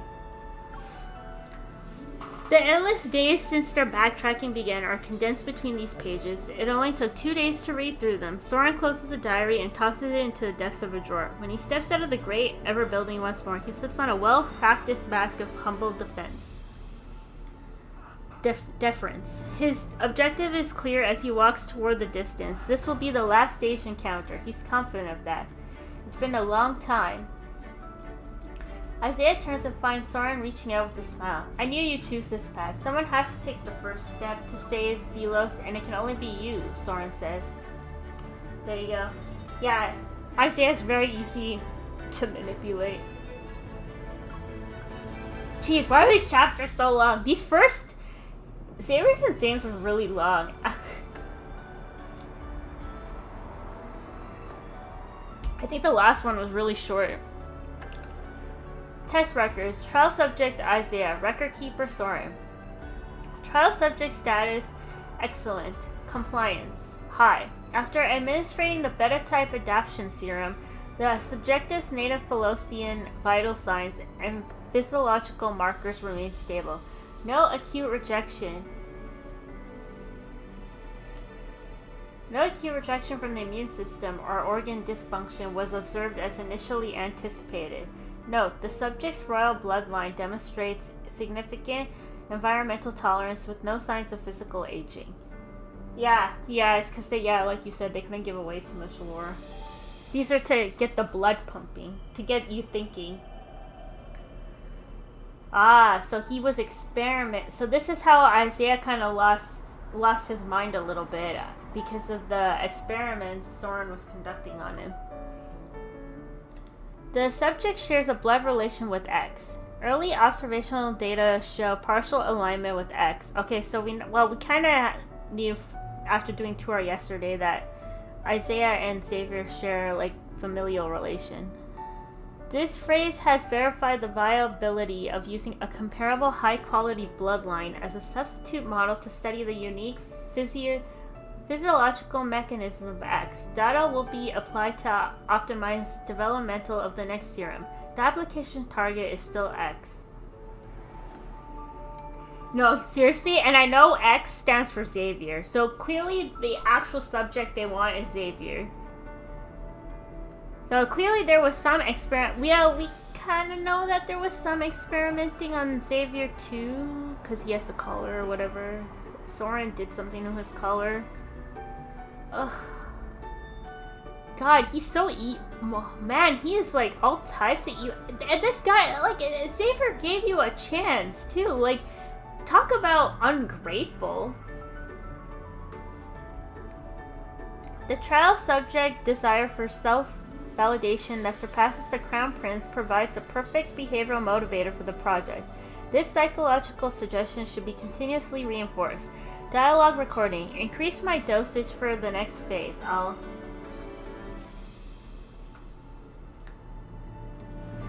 Oh. Did I?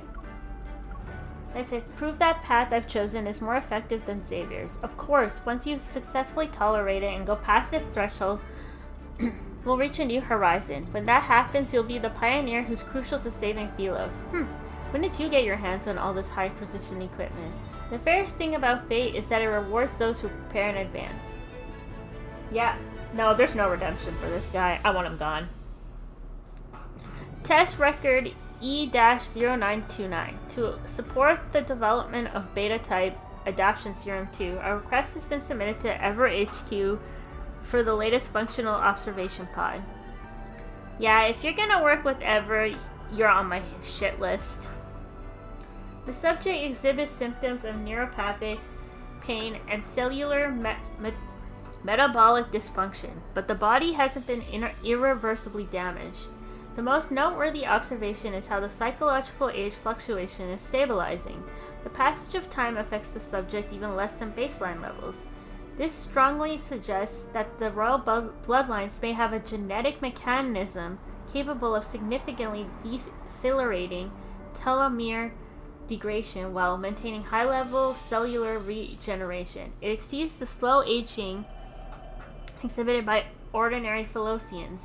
Given the subject's status as an experimental body who's the most closely related to X via bloodline, data on tolerance limits must be obtained. This data aims to decode the core mechanisms of royal bloodlines and precisely extrapolate dosage thresholds and potential control nodes applicable to X. Consequently, data from this phase is critical to securing long-term stability and compliance from X within the Planet Transplantation Initiative. Wait, are they trying to use the immortality that Xavier has to, like, create this prolonging planet where everyone's immortal? Like, Xavier ultimately is that power to give the immortality? Because from what it sounds like, yeah, because from what it sounds like, is that Xavier...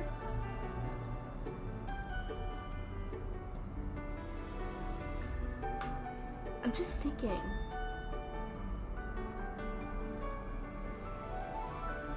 See, so yeah, because they're saying that royalty in Philos has... Yeah, I assume so, which is stupid because, yeah, no, they didn't. They used MC. They wanted MC, not Xavier.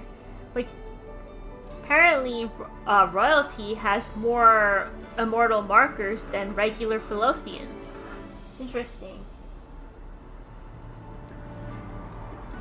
I would assume they would have still wanted MC because MC technically would be the better person, right? Because she can reincarnate. I think that was like the biggest thing. She can come back to life. She can be regenerated.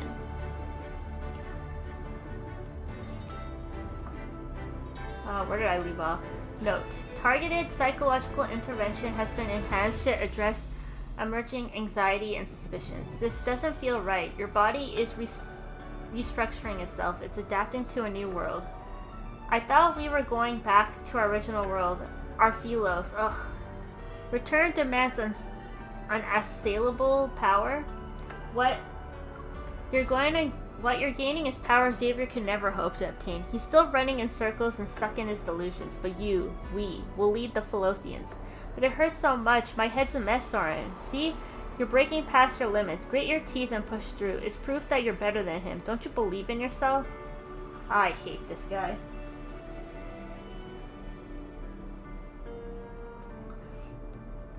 Yeah, because it's very clear that they... Well, it's very clear that Xavier was also tested on, too.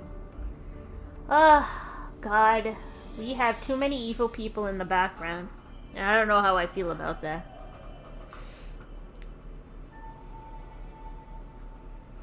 So Xavier could also technically be in danger, too. Not just MC.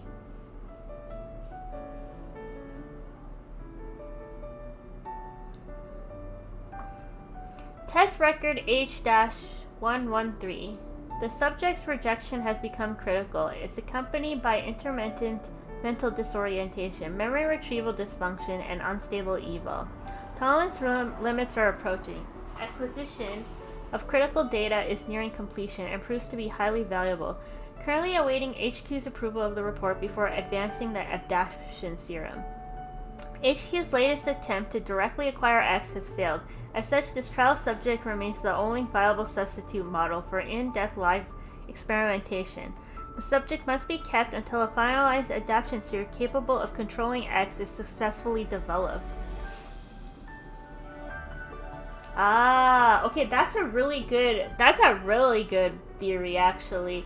That would make sense, because if we look, they want to control every one of them in some sort of way, right? They want to get their hands on them and say, even Zayne, I mean, he's a brilliant doctor, a very good genius. They want all his research. Yeah. And then we know that there's something about Lemurian's scales and blood that also gives immortality too. So, though I really want to know more about Sylus. What could they get from him? He has an ether core in his eye, though, like MC has one in her heart, so... Damn. Ugh. This is... Man, I really feel bad for Isaiah right now. This is... No wonder he lost his mind in that card. What the heck they did to him? And it's very clear they're using him to... They're experimenting on him to create something to control Xavier with. The subject must be kept until a finalized adaptation serum capable of controlling X is successfully developed.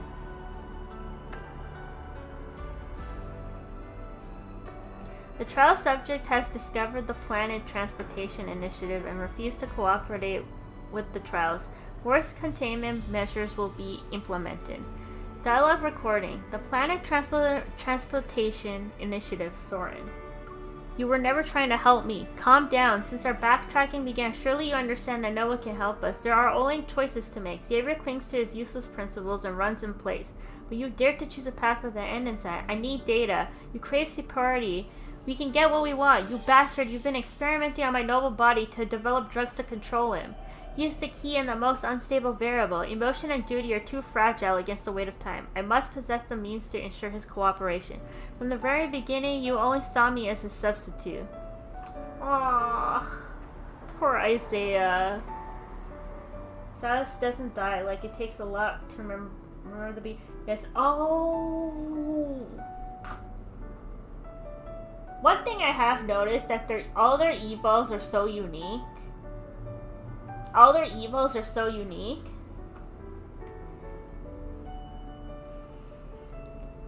And, if you, depending on whose storyline you go with, they're apparently the strongest evils. And MC makes them 10 times stronger with the resonance. But all of them, the 6 of them, including MC, they all have very unique evils.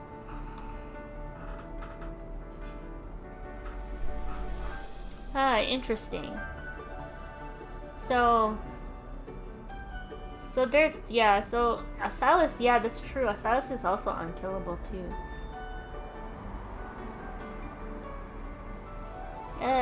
Because he has an immortal soul, doesn't he? God, my brain's running.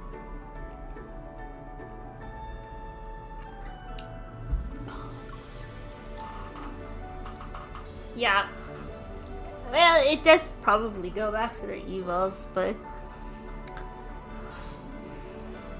you can think of it that way. After all, Xavier was born with everything, including the privilege to run away, but you and I are the ones left behind. We have no choice but to seize what we can, even if it means taking risks. Put down the documents, Isaiah. Your value determines your place. Now, please accept the final injection. Yeah, I feel like we haven't seen their evil's full potential yet, and I think that's on purpose a little bit. I do think that's a little bit on purpose. They can't give us everything at once, that's for sure. Are you spacing out again?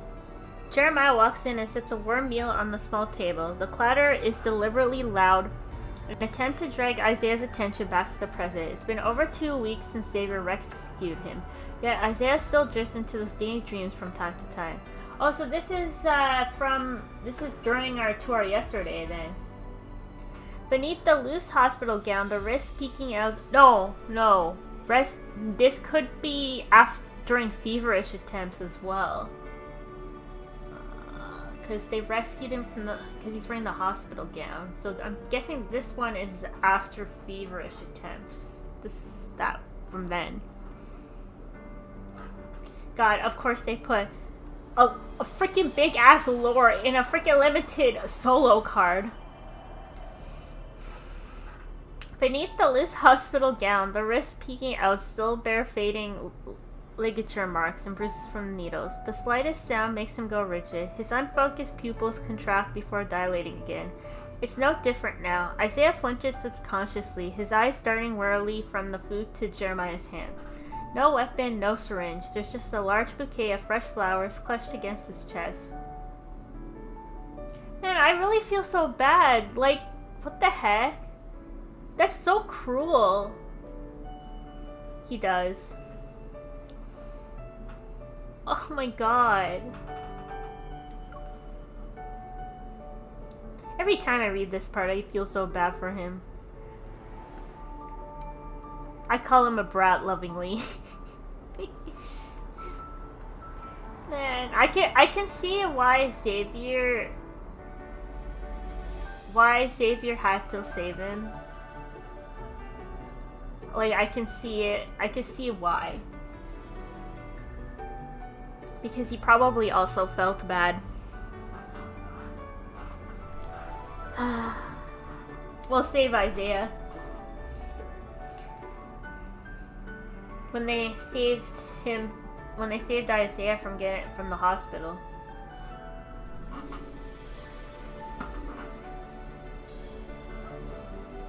What are you staring at? I've got a shop to run.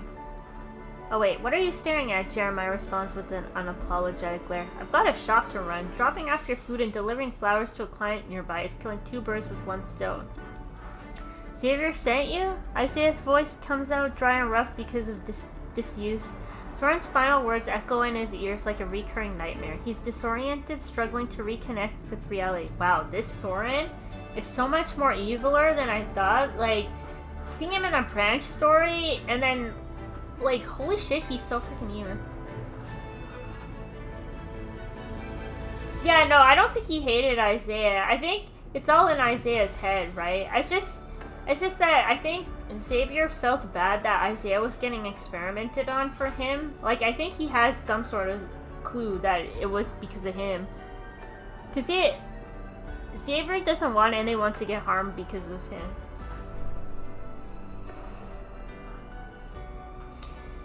Like, I really liked their dynamic. I really liked Isaiah and Xavier's dynamic too in the main story. It was so cute. It was like a little younger sibling complaining to his older sibling. And the older sibling just trying to, like, yeah. I can resonate with that a lot. Because I am an older sibling myself. Yeah, he was really annoying in the branch story. I didn't, like, know his game, though, but, like, after learning about him in the main story and then this, like, what a jerk. And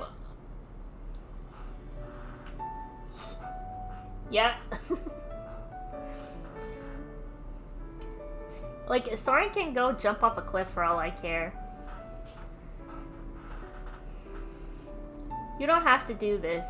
Isaiah turns... Oh wait, did I read that part? No. Obviously you think I'd willingly look at your grumpy face, Jeremiah has. He's got other things to deal with. You don't have to do this.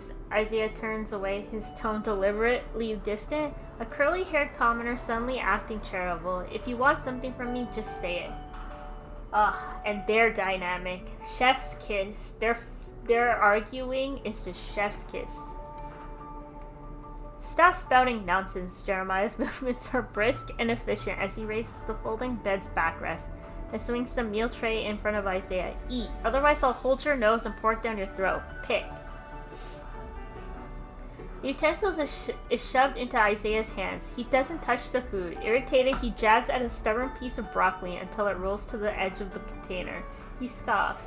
Did you make the broccoli this tough on purpose as petty revenge? Let me make one thing clear. I never believed in Soren. It was mutual exploitation, nothing more. I just chose the wrong ally. Jeremiah leans in his chair. Oh, that works out perfectly then. If it was only about using each other, you wouldn't have expected him to be sincere.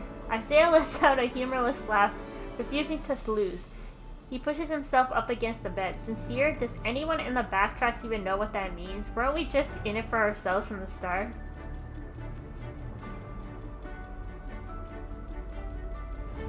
Yeah, I don't know. I just didn't know enough about him to make my judgment. Like, I feel in the... You kinda got a little bit of idea of how he was, but I didn't know enough. And now I know enough, and I know for sure I don't like him. I mean, I obviously gave me the ick in that branch story, but now I can confirm I really don't like him. If you never trusted anyone, then why did you join? Who knows what Xavier's really after? Silence settles over the room. Isaiah catches his breath and braces for Jeremiah's biting comeback. But Jeremiah smirks. He takes back Isaiah's utensil and replaces it with the spoon. Then he rescues the battered broccoli by putting it onto his mouth. Cheeks puffed, he answers. It's muffled but clear. The first time Xavier brought me one of those awful meat patties from Estrella Night Academy's cafeteria, he wasn't expecting me to help him save a planet.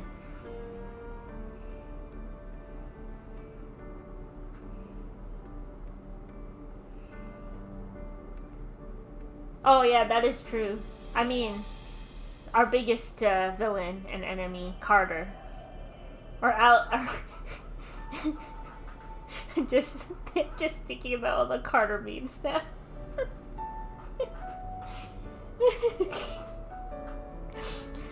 Especially the ones that everyone did for Al. the Carter and Alice. Carter is just, I know. Literally, the first time I saw him in Zayne's brand store, I'm like, why does this guy give me the biggest ick on the planet? I'm like, what is this guy? Like, why is he here, and what does he want with this?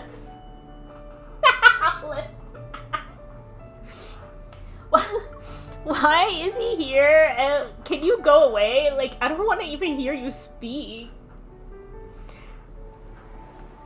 You know, it's so funny. Cause for Dawn, like, Zayne's not really high on her list of ranks, but like, she also had the same thought when she met Carter. Like, she also really hated that guy. Like, everyone hates Carter. Like, he opened his mouth and that was it. Like, I'm like, what is this guy? Like, get him away. Like, I don't want to even hear his voice. Yeah, with the flowers. Who does that? Excuse me, sir? Like, we don't even know you and you're giving us flowers? The audacity. In front of my husband, no less, too. Day after day, through arguments that seem to have no end in sight, Lincoln's annual carnival finally arrives. That evening, a peculiar wanderer-shaped lamp appears on one of Sylus' windowsills. Its crooked grin seems lopsidedly into the room. Isaiah stares at it until his vision goes dark. A heavy bundle of clothes landed on his head and blocked his view. He's just... Like, yeah, exactly. Be for real. Yeah, the audacious. That's what it is. It's the audaciousness, like the audacity. Like, I think that's what really I think that's really what got to me. I'm like, what? No one just literally goes up like that with flowers, no less. Like, frick off. Frick off. Jeremiah! Isaiah yanks off the offending garment and turns around. He's fuming. The culprit flashes him an utterly unapologetic expression. Two people stand nearby. Xavier wears an expression of pure innocence, while she smiles warmly. There's a beautifully wrapped gift cradle in her hands. Isaiah, this is for you. Wait, is this MC? They put MC. Oh, it is. Okay, yeah, it is. That's so cute. I think they're celebrating Christmas. Are you sure you want to give it to him? Xavier leans to whisper to her as if launching a very serious complaint. He didn't prepare a gift. Exactly. Isaiah doesn't understand any Earth holidays, Jeremiah chimes in. Yet she still walks up to him with the gift. Isaiah's expression tenses. He wants to say he has no need for childish Earth gimmicks, but she holds it, the wrapping paper crinkling softly, and smiles. Take it. You'll understand all of Earth's holidays by next year. Isaiah hears Xavier and Jeremiah snickering behind her, but the laughter doesn't ignite his temper this time. The tips of his ears burn as he accepts the gift. He clutches it tightly to his chest. Yeah, I feel like this chapter, maybe the other chapter was after Feverish Attempts, and this chapter is after, the main story, and this kind of makes sense. No, neither can I. That's so cute. I think I get why Isaiah likes MC. He respects her as queen, but he likes MC, that I can tell.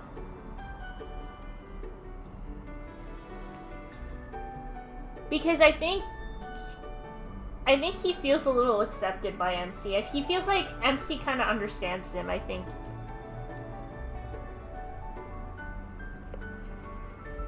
Very cute, very cute. Oh, the chapter's called Isaiah versus the World. That's so cute. Pushed and dragged, Isaiah is hauled into the street. By the time he emerges from Philo, he has been transformed into a leafy green pea pod launcher. His mouth is... What is this word? Is a cylindrical tube designed to fire candy stuffed pellets. Jeremiah dressed up as a walnut. She and Xavier walk slightly ahead. They're wearing matching cherry headpieces with intertwined stems as they carry a wicker basket to exchange small gifts with other participants. You want to know why I made you wear this costume? Jeremiah shares his design philosophy with Isaiah. I realize you and Peace have something in common. You're great at shooting your mouths off. You're asking for a beating. Well, that and then Xavier and MC in the cherry hats. Like, what? Yeah, I do find that the 5 men she's accepted are all odd in their own ways. Like I said, I think you're like the true harem, Tila. Like the very, very true harem. Because you don't have a favorite. Isaiah moves to kick. Well, yeah, we do. We do need a walnut fit in game. We do. We also need the P. I know. I feel you. While snowfish are my favorite, it's still very hard to choose. I'm still gonna melt if the other 3 come on screen too. Like, I mean, I even smile when, I even lose it when Sylus comes on screen too. And when Xavier, I'm like still not over Xavier in this new banner. Xavier really got me in this new banner. Isaiah moves to kick Jeremiah, but when he lifts his leg, a group of excited children comes rushing over. They're surrounding him. Little hands stretch into the air, and their eyes sparkle as they cheer. P-Man, give us pea-flavored candy. Isaiah freezes. He wants to back away and snap at them to get lost.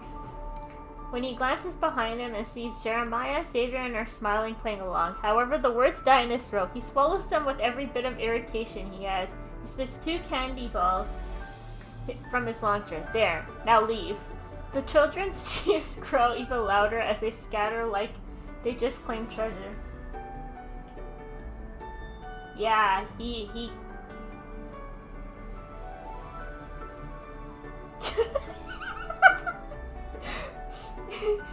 got so many. Well, I mean, yeah. Did you see him? Did you watch the card yet? Wait, you got all the cards, right? I hope you did. That's one banner you shouldn't skip.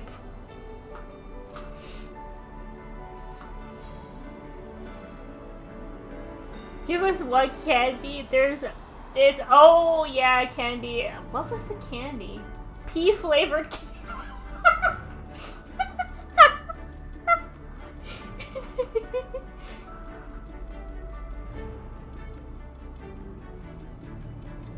Oh, do you have your like precise wish lit up? You probably have a crate too. Did you pull to the max?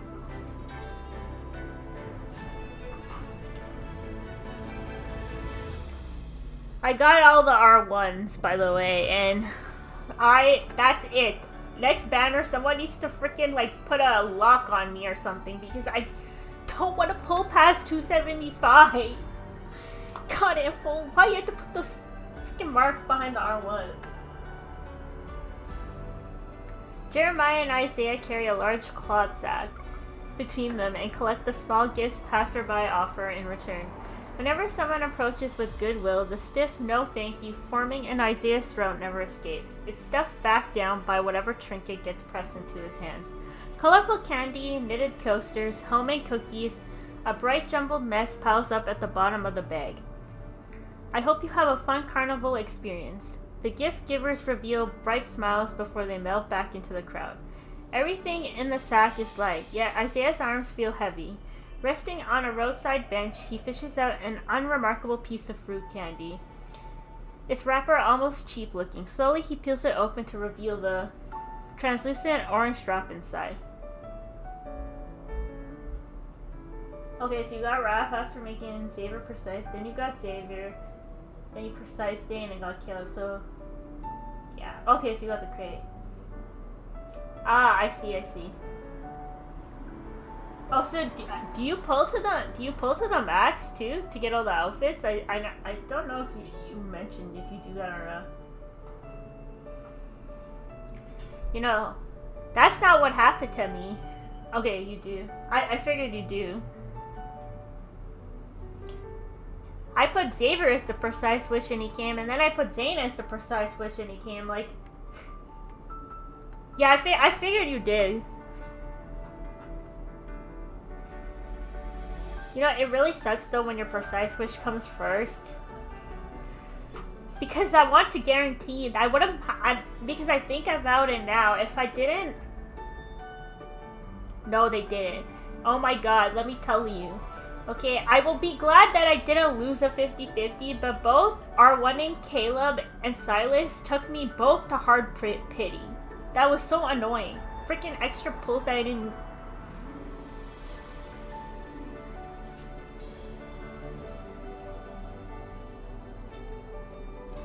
Yeah, I know. And I used to crate on Zayne. And Zayne didn't even come at all for R1. Do you know who came quickly for R1? Xavier and Raph. So quickly. Both times, Xavier and Raph. First time they came. Yeah. That's the only annoying thing is the freaking hard pity on these banners. I don't care that much, you know. Like, I'm glad I get a lose, but the hard pity. No. Xavier and Raph early, both times when I tried to get them. Well, you saw, Xavier came in the first 20 pull when I was pulling.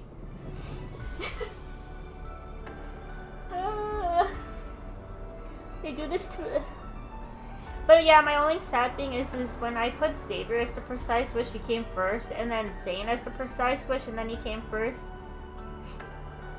Yeah, well, it looks like we're gonna have to put Xavier when I'm doing these pulls because this count really loves Xavier. God, he came running. Yeah, my lesson is that I always hope that my precise wish doesn't come first, but one thing I've learned is that if I put Zayne or Xavier as precise, they will come first. So I think I have to put Raph as the precise wish, because he will not come first. Or maybe he will once I do put him as the precise wish, because I wouldn't have lost that 50-50 to the Sylus standard if I didn't get my precise wish first.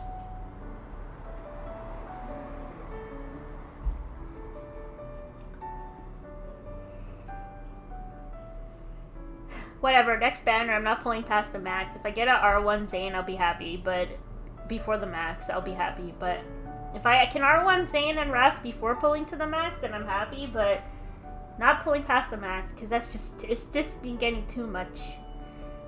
But this banner info really got me. I know, I have to stay strong. There's mids coming! I'll read while the ads are going. Where did I leave off? Philos banquets always featured exquisite confections arranged on silver platters. They were symbols of etiquette and status. He's genuinely hungry. Isaiah puts the candy into his mouth and tastes artificial flavoring. It's nothing like the subtle layered complexity the palace chefs once crafted, yet this simple, unrefined sweetness cuts through the numbness on his tongue, rushes down his throat, and spreads warmth. Well, isn't it lively here? Jeremiah gazes at the stream of people flowing through the street. It's whatever, Isaiah mutters. Philos was lively too. An evening breeze drifts by, carrying the scent of flowers and pastries. A pea sits beside a walnut. Jeremiah pats his shell, his gaze drifting toward the cake store on the corner. Something flickers in his eyes. Seconds pass in silence. Then he quietly says, if this were Philos, these people might have been turned into nutrients for the planet.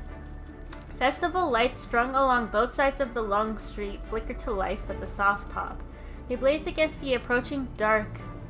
Surprised cheers ripple through the crowd as strangers embrace one another. The glow is impartial. It offers him a small bit of light, too. The candy sweetness still lingers on Isaiah's tongue. A long time passes before he finally sits up, his back stiff and aching. He doesn't notice that he carefully folded the crumpled wrapper into a tiny square. He's clutching it in his palm. Man, this is like... It's like we're watching Isaiah evolve. He's learning. It's cute. Very cute. And then when we do Zayne's next, we're gonna be crying and bawling our eyes out. Because every time I do Zayne's, I can't handle it. I can't handle this one. Good night, Frost. Man, this is so freaking, like, emotional. Wow, Xavier's the Isaiah one was the longest. This one also has 5 chapters. That one had 6.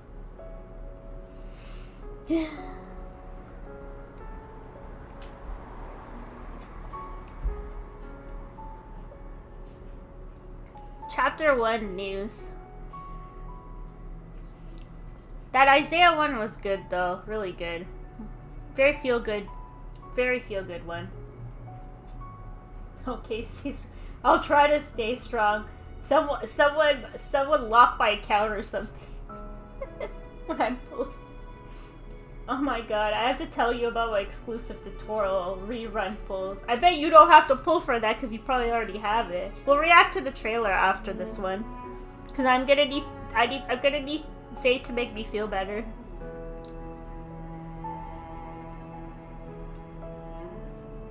Good morning. The joint rescue mission at the site of the recent geological and meteorological disaster in the Arctic town, Frostsphere has ended. As of this moment, there have been... Someone changes the channel. The broadcast stutters for a few seconds before the anchor's voice continues. The heavy number has been skipped. Deaths. 53 people are still missing. God, to play this music in the background? Like, why?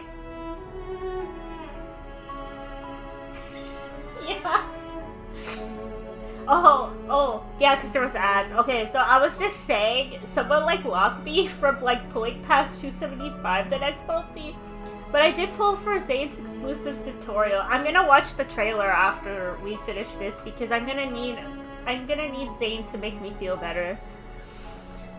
I bet you have that card, Tila. I bet you have that card, but I'm about to riot for what he made me do to pull for that card. 126 pulls. Freaking Caleb. Freaking Caleb ruined my 50-50. And both times I went to like pity too.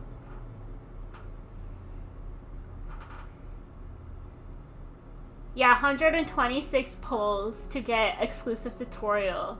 Colonel Caleb decided to show up on first pity, and then Zayne took me to pity again. Literally all the way to pity. I'm so mad. Yup. The TV is turned off. Outside, a breeze stirs. Clouds briefly veil the sun, which dims the room. The stark screen reflects a haggard face with stubble. Grayson remains frozen as he's turning off the TV. In the silence, he recalls how not long ago he was fretting that his baby face looked too young. Yvonne had teased him earlier. A baby face keeps you looking young, or would you rather have features ravished by work? Oh, hi, Sarah girl. Welcome in. I know, Caleb, why? It's not your birthday yet. We still have time. And now Zayne's gonna ruin his birthday pulls. That I know. He's gonna get back at him. Gonna lose Caleb's 50-50 on his birthday. Yeah, I think we were talking about that Tila yesterday. I was talking about it with Bex and Moon. That like because of how how long you have to wait for the rerun again.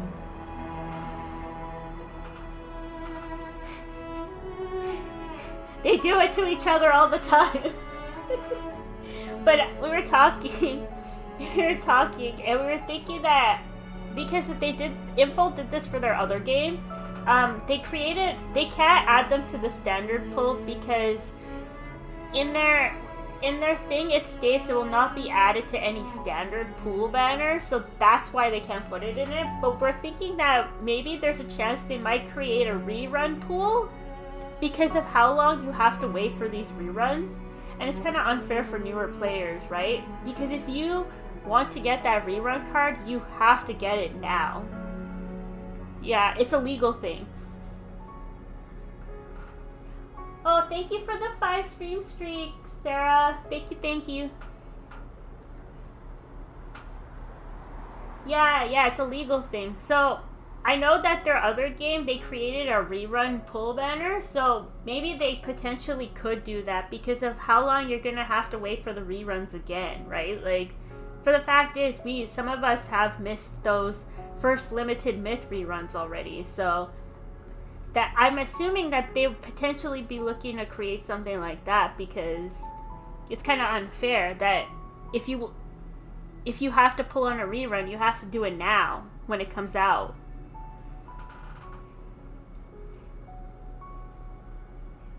Yeah, I totally agree. They need to make some sort of like rerun pool for like the reruns, I think, because of how long you have to wait. Like, like the fact that you have to wait, yeah, it's just really slow. So that's why, yeah, I wasn't gonna I lost that 50-50, but I wasn't gonna keep the guarantee because when is exclusive tutorial gonna rerun again? I don't want to miss out on that card, and for sure it's a Zayne card. I'm not gonna miss out on a Zayne card.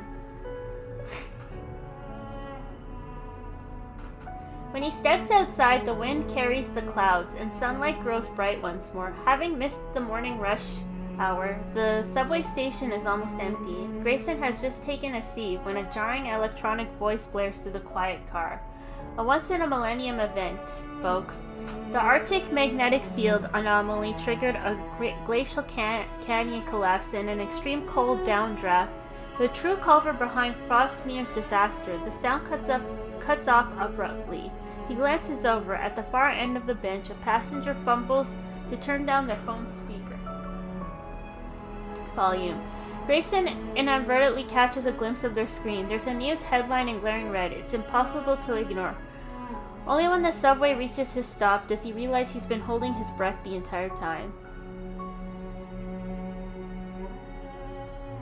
Yeah, I totally agree. Totally agree with you. Because obviously, due to legal reasons, they can't put it in the standard pool, but nothing stops them from making a brand new pool for these banners, right? They can make something brand new. Nothing stops them from doing that. They said not in any standard. They never said any. They can't not make like a brand new one. Nothing would catch them there.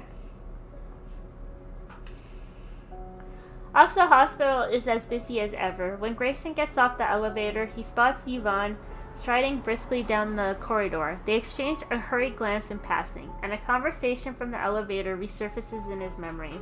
Besides himself and Yvonne, there had been another person, a patient Dr. Zayne had practically dragged in. An Arctic hunter who was always glued to his phone. He was unable to get 3 sentences without saying, "Let me head back." Yeah. I would say people would be inclined to spend more, to be honest, if those pools exist, because then people would be willing to rank cards more, if you think about it too.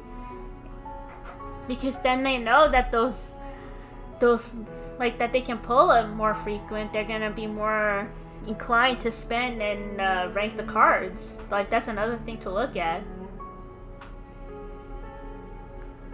Because now, when reruns come, people are only mainly just going for one copy. I've noticed that, like, even me myself, only going for one copy. I'm only ranking the ones I want to rank. But I'm not ranking any, like, solos or multis for sure. Like, mids for sure, yeah, I would rank, but no solos or multis. But even still, like, when I pulled for Sylus's Dragon on rerun, and then for Caleb's XO2 on rerun, I only went for one copy for those mid companions. Tell me about it. I had to R3 Lemurian Sea God, and that one hurt so much.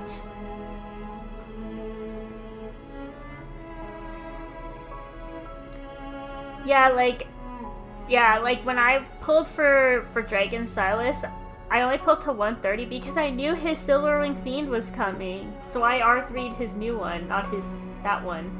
And then Caleb gave me such a hard time on his XO2 rerun. I wanted to R1 it, but I said not going past the crate, so that's why I said, like, yeah.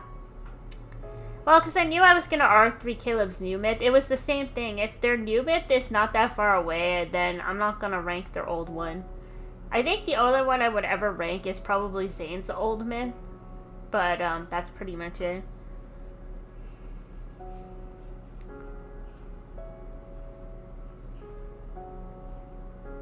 But I did want to R3 all the third myths, so... Like, I do want to R3 the newer myths because, like, they are pretty good for battles, but then now they're not really updating the orbits, and I'm gonna clear Sylus's, and then what am I gonna do? Yeah, Master of Fate. That's the only one I would probably rank. Only if pulls are good. Like, at least I would get R1 for that one, but that's it.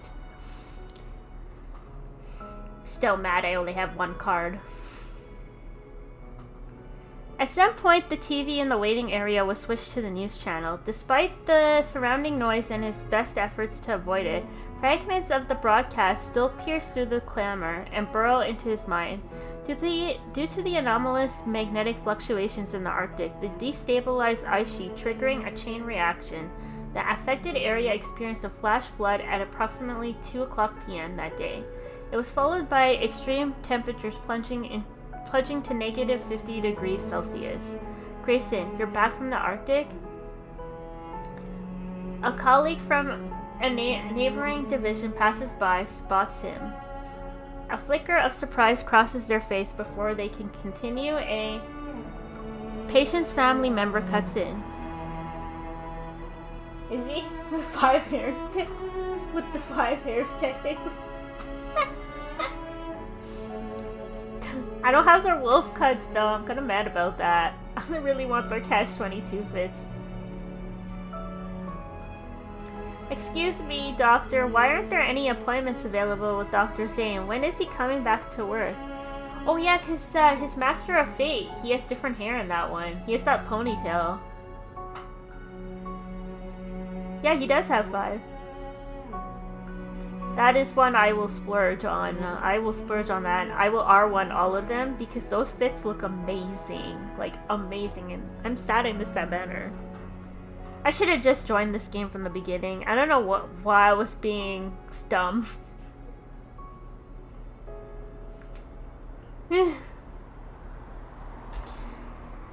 Okay, no more R1ing all of them though. I can't keep doing this. Especially if they're taking me to so many hard pities.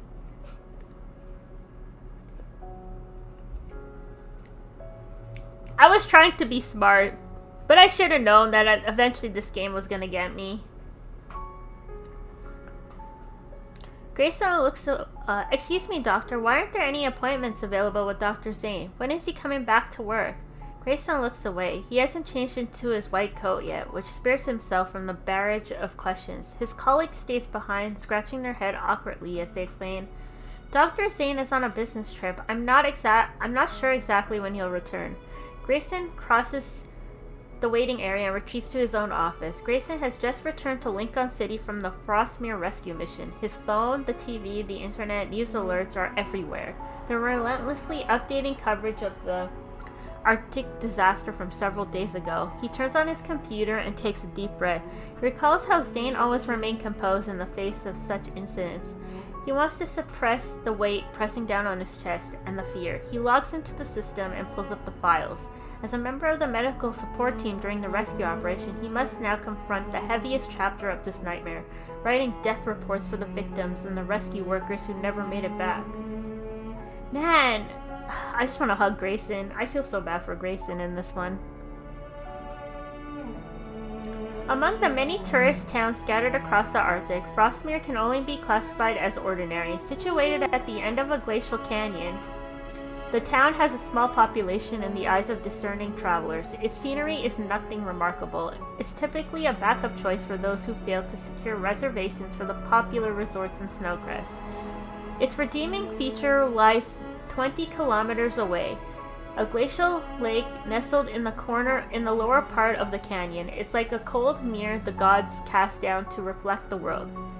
Each year, when it's peak tourist season, visitors will flock in migratory birds, only to scatter just as swiftly once it ends. Yeah, he was very dependent on Zayne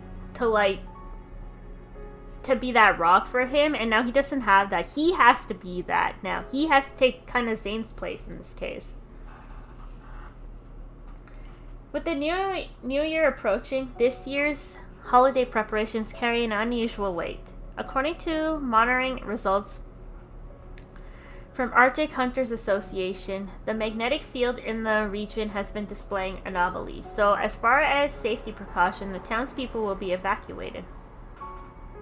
The last group will relocate to a different area after the new year. Yeah, being a doctor probably is, especially trauma surgeon. We narrowly escaped the chaos in 2034, and that incident at Mount Eternal a few years back. Inside the town's tavern, the Patreons show little signs of anxiety despite the ongoing evacuation. Trust the association, follow the hunters, and everything will be fine. Everyone believes the Hunters Association will handle it like before. The speaker winks at Jerome, the only Arctic hunter present, and the others give him an anonymous thumbs up. Jerome waves his hands bashfully. Thank you for your cooperation, everyone. Really, thank you. The conversation soon drifts elsewhere. Jerome rises from his seat, exchanges farewells with a few familiar faces, and leaves the tavern. The biting wind that greets him scatters the warm flush of alcohol from his cheeks. Rummaging through a cardboard box over the New Year's string lights, the tavern owner stands by the entrance. Jerome walks over and claps the man on the shoulder. Busy? This is the last time we'll be spending the New Year's here. Gotta have the right atmosphere, at least. The owner slowly untangles the string lights from the box of miscellaneous items. Drinks are on me today. Jerome blinks before breaking into a grin. You're too kind, and here I thought you stayed behind with the last group just to squeeze out another bit of profit. Business is all about strategy. Besides, you're one of us. You've helped this town over the years, and you only just got back from recovering from that injury. Perhaps realizing that bringing it up is still upsetting, the owner cuts himself short, but his gaze lingers on Jerome's legs. Noticing the look, Jerome shifts his stance.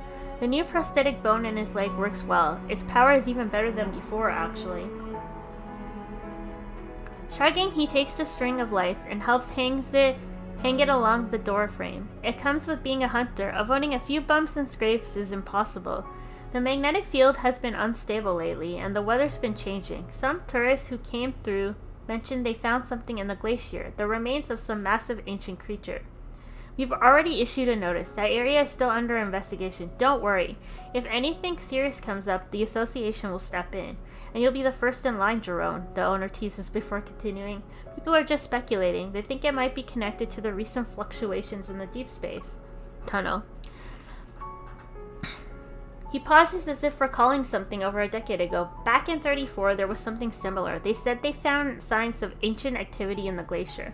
The magnetic field went crazy, and everyone was on high alert. For ages. Their association looked like they were bracing for the worst. Then it just ended. Same thing happened with Mountain Turtle. The situation seemed critical, but in the end, nothing came out of it. Daddy! Oh, Uncle Jerome is here too! A child wearing a red coat bounces over like a rubber ball until she lands in front of the two men. Jerome ruffles the girl's hair.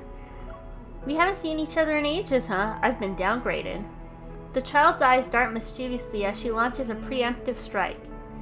Uncle Jerome still owes me a trip to the sea, the snow velvet. But when we got close to the cliff, you said you couldn't go any further. Uncle Jerome is a scaredy cat. That's so cute. The tavern owner gently brushes the snowflakes off the child's coat. Uncle Jerome was looking out for you. That doesn't make him a scaredy cat. Besides, snow velvet is rare. There's only a little growing on the north cliff of Mount Eternal, and it's dangerous. Didn't something just happen there recently? You tried to sweet talk Uncle Jerome for that. Sorry. Gotta take a sip. He didn't even go. We just looked from a distance and left. Jerome fishes a hair clip from his pocket and waves it in front of the child. His smile softens. I didn't forget about you while I was away. How's this for a peace offering? You know, snow velvet looks exactly like this little pom-pom. The child accepts the gift with delight. Quietly relieved she didn't ask how he's seen real snow velvet. Jerome pats her head. He can hardly tell her that in Lincoln City, a stone-faced doctor once tried to save a pod of them and seemingly failed. Children don't usually care about stories without happy endings. Huh? Stone-faced doctor, huh? Saving a pod of them. Stone-faced doctor. Nearby, the little girl chatters with her father about something. Jerome gazes into the distance. Although most of the town has relocated, the remaining residents still fill the air with noise. Pretty sure this guy's mentioned somewhere else. Oh. Yeah, gotta go back. Oh, okay, go for it. Go for it. Yeah, I feel like he was mentioned, right? If he was a patient of Zayne's, then yeah. Although most of the town relocated, the remaining residents still fill the air with noise. At first he dismisses it as the typical hustle and bustle. Then the clamor grows heavier, thicker, like it's drowning out even the din from inside the tavern. It can't be the people. His prosthetic sensors relay a delayed tremor. He tears off his glove, presses his palm to the ground, then snaps his head up. A deep rumble is already rolling toward them from afar. His hunter watch shrieks. He lost both his legs the last time he heard an alarm like this. Warning, a breach in the glacial lake has been detected 20 kilometers away. Floodwaters are arriving in 15 minutes. Magnetic fluctuations had delayed the disaster by 20 minutes. Now the guillotine finally falls.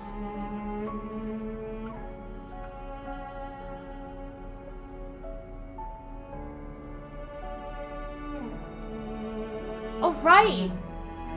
Where was that from? Which card was that from? Was that from a card or was that from the story?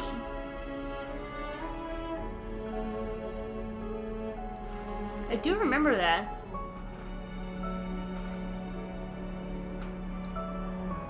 Oh yeah, because he said a stone-faced doctor tried planting or like something in a pot, yeah.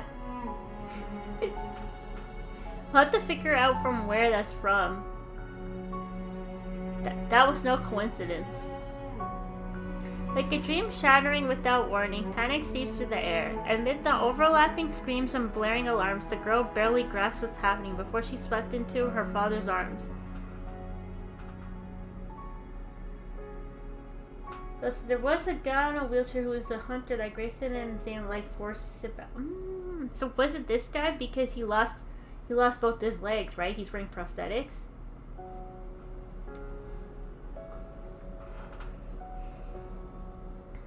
But the girl barely grasped what's happening before she swept into her father's arms. His hands trembled, but Uncle Jerome's voice remained steady. Floodwaters are coming. Get to high ground. Don't drive and stay out of basements.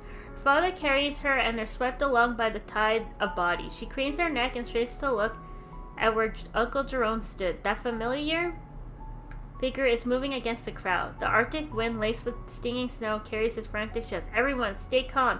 Head for the mining tower. The bell tower.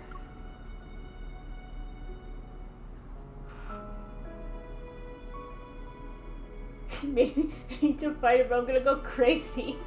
I hope you fight it, because I'm gonna go crazy too now. The first wave of people to receive the warning splits into two streams. One surges toward the old mining tower beside the edge of the canyon. The other flows toward the bell tower at the heart of the town. It's second only to the mining tower in height. In 2 days, that tower was supposed to ring this town's final blessing before the relocation at the stroke of midnight. She tears her gaze away, and she realizes she's still clutching the pom-pom hair clip Uncle Jerome gave her, the one that supposedly looks like snow velvet. As one of the Arctic's rarest flowers, legends about them have always drifted across the tundra. One of them speaks of the simplest blessing, life and good fortune. Oh, someone opened my door. Sorry.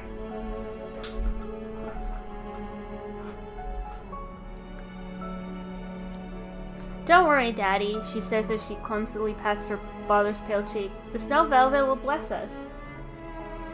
At 7:34 p.m., Grayson fastens his seatbelt inside the helicopter. The deafening roar of the rotors becomes the opening note of this operation. The cabin is silent. Rescue missions always feel like fractures torn into ordinary life, but Grayson is accustomed to this rhythm. By the time his afternoon surgery ended, night had already fallen. He barely managed to get in a few bites of his cold box meal before the call came. The rumors swirling about wanderer mutations and a grand you're right. God, why can't I say this word? Eradication of life had yet to produce any real consequences, but even within Oxo Hospital, Grayson sensed the subtle shift. More patients, never enough hands. The Hunters Association was running past its capacity. After Dr. Zayne left, the burden he once shouldered alone now rested on everyone's shoulder. Only then did people belatedly realize just how much Dr. Zayne had been carrying. It's more than any of them ever imagined. Dark red tactical lights flicker inside the cabin. Static crackles through the headsets as the comms channel opens. All units, please listen to me. I'm your team leader. I'll be giving you your mission briefing. Okay, come on. I can do this. A tablet, its brightness maxed out, is passed from hand to hand. The satellite imagery on the screen shows their destination. Our destination is Frostmere at approximately 2 o'clock p.m. A breach in the glacial lake triggered a flash flood. Over 300 people were affected. The first Arctic Hunter rescue team arrived on site around 3:30 p.m. But all the contact was lost due to the magnetic field anomalies, and signal interference. Lincoln City has received a request from the Arctic Emergency Command Center to dispatch medical support. All contact lost. The Arctic is unforgiving. Everyone knows exactly what those words imply. The briefing is certainly brief. Everyone close your eyes, rest, conserve your energy. If Dr. Zayne were leading this mission, he'd probably say a few more words to calm everyone. The thought surfaces unbuttoned in Grayson's mind. Some time ago, Zayne had submitted his resignation to the hospital director. His explanation had been vague and only mentioned that he was going away for a while. But Grayson has a nagging sense that it's somehow a continuation of something else. Before joining Oxo Hospital, Zayne served with the EVOL Special Rescue Unit during the Mount Internal incident when the magnetic field there underwent a dangerous change. The situation was significant enough that Grayson heard about it. After Zayne returned from Mount Internal, he practically wrestled an Arctic Hunter into becoming a patient. Grayson still remembers seeing the snow velvet that had been rescued alongside him. It sat on Zayne's desk. That flower didn't survive. It's a shame. The pang of wistfulness is quickly swallowed by a rising tide of exhaustion. He can't afford to keep thinking. The team leader is right. Once they arrive, every second will count. This is humanity pitted against a natural disaster, and until then, every ounce of energy must be conserved. After what feels like an eternity, the team leader's voice crackles through the comms channel once more. You will be arriving in 30 minutes. The latest intel from Command Center confirms that the target zone was hit by a secondary disaster around 5 o'clock p.m. A cold downdraft. Temperatures have plunged below negative 42 degrees Celsius. Everyone follow proper protection protocols. Don't let hypothermia get to you. The team leader doesn't say it outright, but Grayson knows. Everyone has already braced for the worst. Wait, we're scared of minus 42 Celsius? We get that all the time in winter here. We're so used to it. Jesus Christ, we're getting to the emotional part. I don't know if I'm ready for this.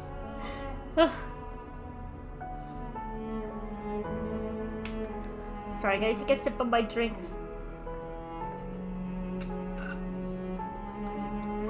Oh. Yeah, you got it. Every time I do this, this one always gets me. I don't know why. I'm just like... Okay, here we go. We got this. Jerome brings up the rear of the panicked crowd and pulls back a few people still desperate to retrieve their belongings. He hoists an elderly man with bad legs onto his back and races toward the bell tower. His prosthetic bones dampen. The muscle strain and stress fractures that would normally come from intense exertion. It's just enough to make most of this narrow window before disaster strikes. The rumbling grows louder. From deep within the canyon, the wind shrieks like something is alive. The magnetic field interference intensifies. His Hunter watch keeps displaying the word connecting. It's frozen on the last alert from the nearest Hunter outpost. The air is thick with dirt and snow. Breathing burns his lungs. Jerome pushes against the gale and guides the last person in sight through the bell tower doors. Pain stabs his heart as he gasps. He almost retches on the steps. His leg buckles and he almost falls forward. Someone hesitantly studies him. A voice close yet distant reaches his ears. Jerome, are you okay? He raises a hand and forces himself to smile. The same carefree grin as always, but his voice has gone hoarse. I'm fine.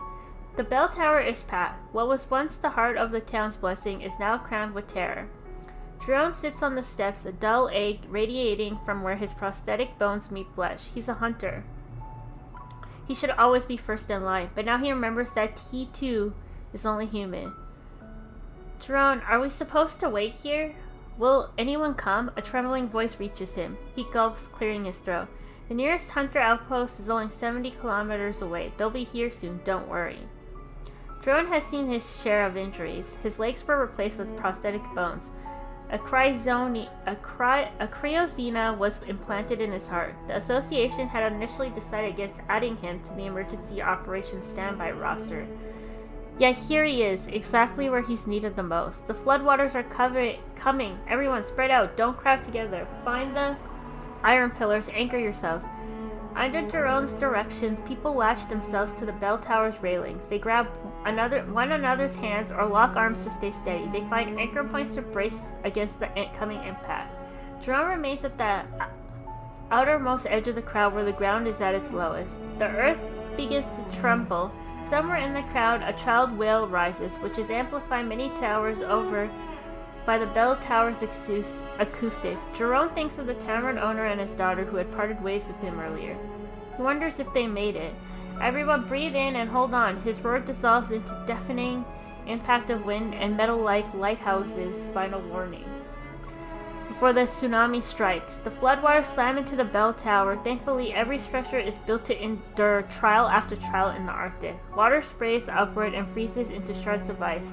They strike the bronze bell with a sharp, almost crystalline crack before bursting into a veil of frost that swallows everything. The flood passes, and before the silence can settle, hope arrives. The rescue team, the hunters, are here to save us. Jerome exhales. At last, he lets his body relax. He slumps against the wall as he finds his breath again.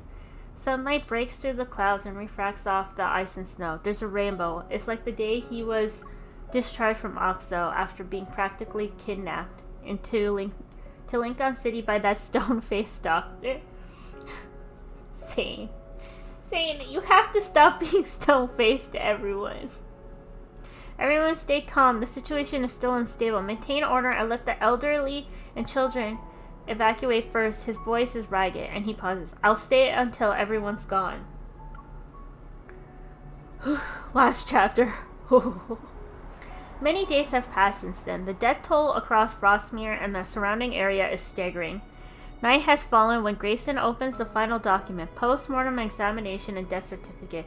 It bears the hunter's unique biosignature and name, Jerome. The last time Grayson had seen that name was during his cryozena implant surgery. Dr. Zayne had been the lead surgeon. Grayson himself was the surgical assistant. It was unexpected, yet it also wasn't. When the rescue team handed over the files, one of them was already sobbing uncontrollably.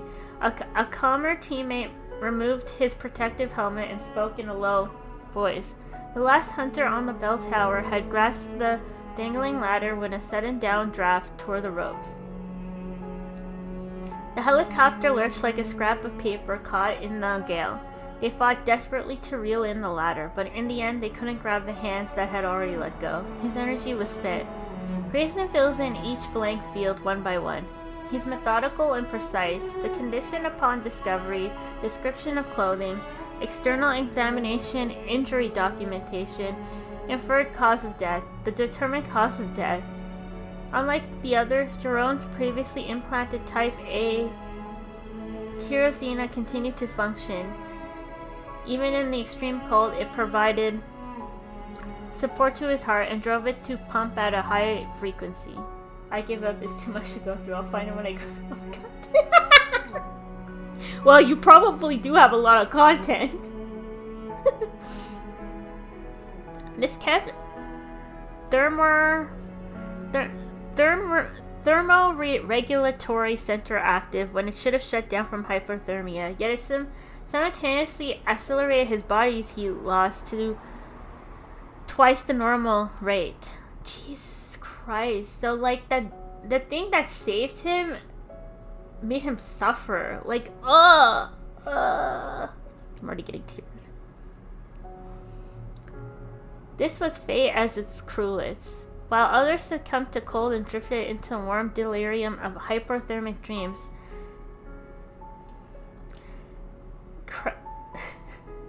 Cryozena's continued operation tore him away from that mercy. He was forced to face the brutal punishment of freezing temperatures and absolute agonizing clarity. Yeah. Oh, within the next Yeah, it's real. Yeah, like, the thing, it's really sad because that was the thing that was keeping him alive. But at the same time, when he was dying, it was keeping him alive. So he was kind of suffering to his death. Ugh. Grayson takes a deep breath, reviews everything with calm professionalism, and affixes his electronic signature. Work is finished. After hesitating for a long time, he sends Zayne a message about the rescue mission. He types the last word, sets down his phone, and doesn't expect an immediate reply, but in the chat, typing appears. That word somehow puts him at ease. After a long wait, it disappears. Zayne calls him. Dr. Zayne, have you been? Everyone in the division keeps worrying about you, even if they won't say it out loud. Yeah, I really feel sad for that guy.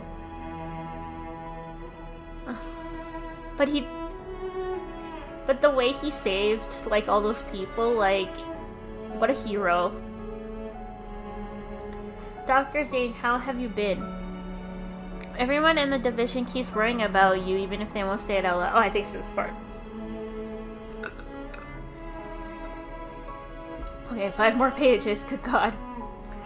Grayson speaks. Once the call connects, his voice carries a slight rasp, or perhaps he's afraid his emotions might break through. The voice on the other end speaks. If you're still struggling, there's a bench in the south corner of the garden, outside the inpatient building. It's in one of the security camera's blind spots. You can cry for a bit there. Grayson pauses, caught off guard. You cried in that spot, Dr. Zayne? No, that's where I go to watch the sunrise whenever a surgery doesn't end well. Grayson! Zayne! Zayne, how did you know that he needed you? No, that's where I go to watch this. Oh, I said that part. I'm losing it. Yes, the sun will always rise the next day, but some will never see it again. The longer you practice medicine, the more you understand that death's cruelest edge lies in these small specific losses. This is why I could have never been a doctor. You can let yourself cry tonight, or wait until dawn and watch the sunrise for them. Make sure to actually watch it. Something in Grayson gives away. He weeps openly and doesn't hold himself back.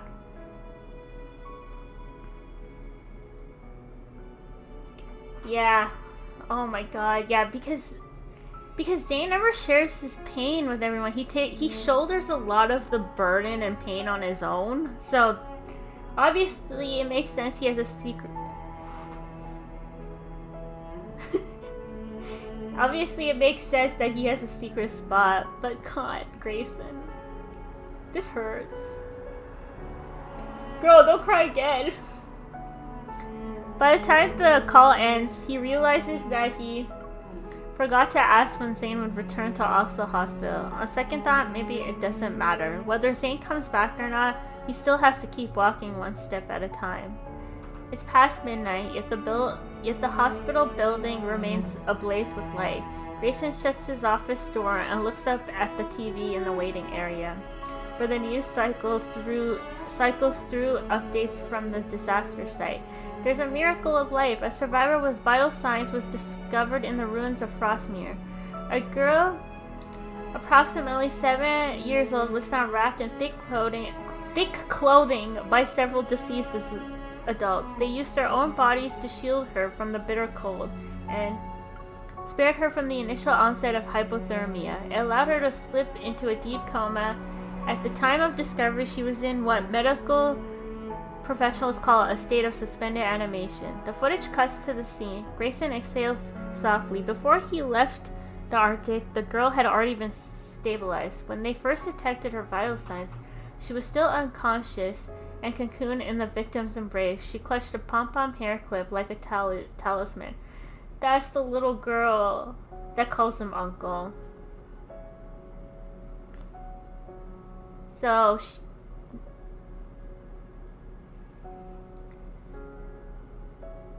yeah, I know. I can't be in this profession. I'd be too sad. I don't know how he handles it. Oh my god. The little girl. They did it all to save the little girl. The new year is almost here. Time pushes people forward and the weight in their hearts slowly settles. A string of messages lights up his phone. They were sent by his crush, who's on a mission. Good evening. How was your day? Remember to eat properly. Your health comes first. Just wrapped up today's mission. S-rank wanderer. A few teammates got hurt. But thanks to you guys, everything's stable now. I'm gonna get some rest. Tomorrow night's my ship. P.S. You don't have to reply if you're busy. Just get back to me when you can. Grayson reads each word carefully, imagines a voice behind them. Before long, his screen lights up again. Rest well. I'm here. Yeah, it seems that her dad didn't make it. So it looks like he died probably because they were all trying to save the little girl. Cause like, I get it, kids come first.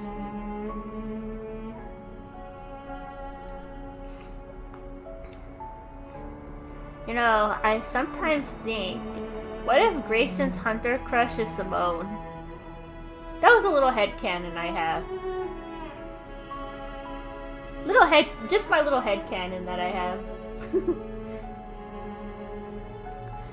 His footsteps ease as the city still slumbers. For those who return late, the day hasn't ended yet. There's still time to say good night. He glances at the corner of his screen. 3:37 a.m. In about 3 hours, the sun will rise and morning will come. He will truly watch the sunrise after a long night.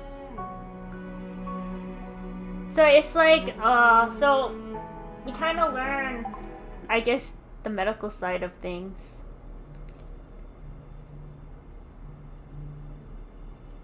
Oh my god, yeah, it could be Jenna. I just feel like it has to be one of the hunters we've already seen in the game. That's why I said I headcanon. It's like, to me, I thought it might be Simone, but I mean, I didn't think about Jenna either. That's a possibility. Yeah, it's both good. Yeah, it's good to hear from Zayne after what happened in main story, but poor Grayson, he's taken over the burden that Zayne had, basically. So we get to see how much this is taking a toll on Grayson too. So sad what happened to that hunter though. And he was a hunter that Zayne saved. So okay, look at Sylus for a minute while I pull up the trailer. We're gonna watch exclusive tutorial trailer. Gonna end the night with that.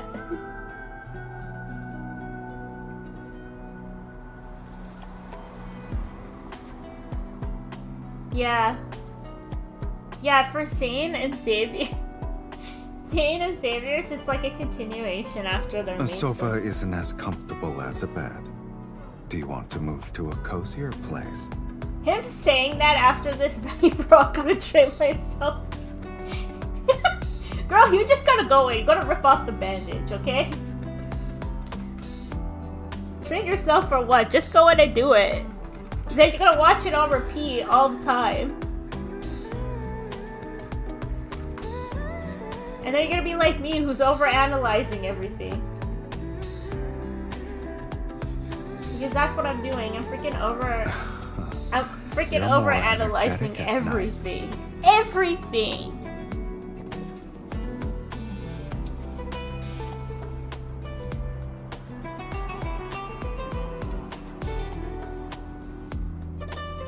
Wait, really? You can't even watch? Man, this is worse than nightly, isn't it? This is more than nightly.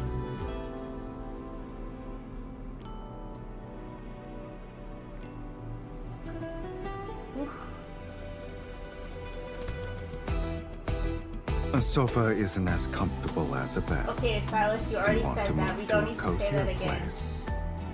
You don't need to scare people today, okay?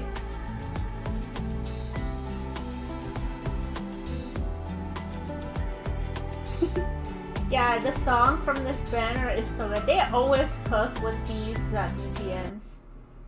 Sorry, I'm just gonna mute it because I'm switching.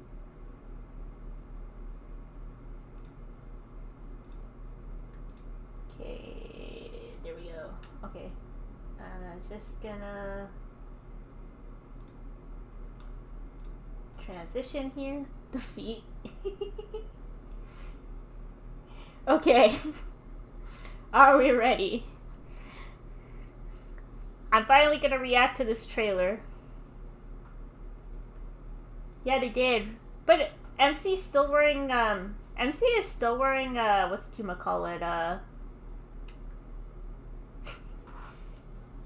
wearing shoes still. Not in the Kindles, but in her outfits. Same, I really want this Zayne outfit as well. Look at him. Look at him. He looks so hot. Okay. I'm gonna react to this trailer. Hopefully everyone can hear it. I'll make sure we can. Okay. Let's do this.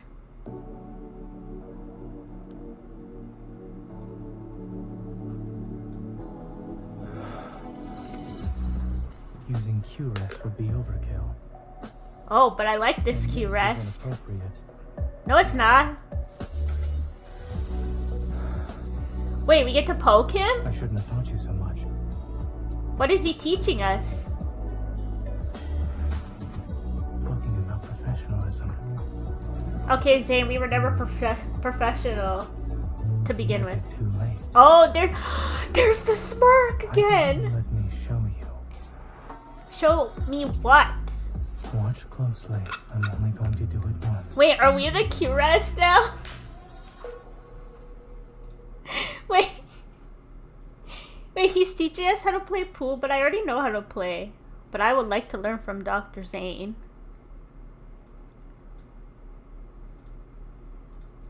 Okay, one more time for research purposes. I might pause a little bit. So it's a pool. Well, this part I knew is pool. Using Q-Rest. But look at this Q-Rest, though. Do you guys see this Q-Rest? Isn't it a nice Q-Rest?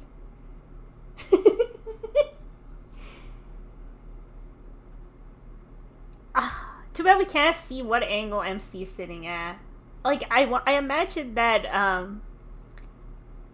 she might be a little bit on top of him, too. Who said that? Would be overkill. And this is inappropriate. That's why I want this outfit. Oh, wait, so this is one of those interactive cards. You can poke him and stuff. I shouldn't have taught you so much. Look at that sly smile. I saw that sly smile. I saw that. What are you doing, Zayne? Talking about professionalism. Zayne, we were never professional to begin with. Wait. I want to see that smirk again. Look at that. He's smirking again. Oh my god, he's smirking. I can't. Why does he do this every time? With that look.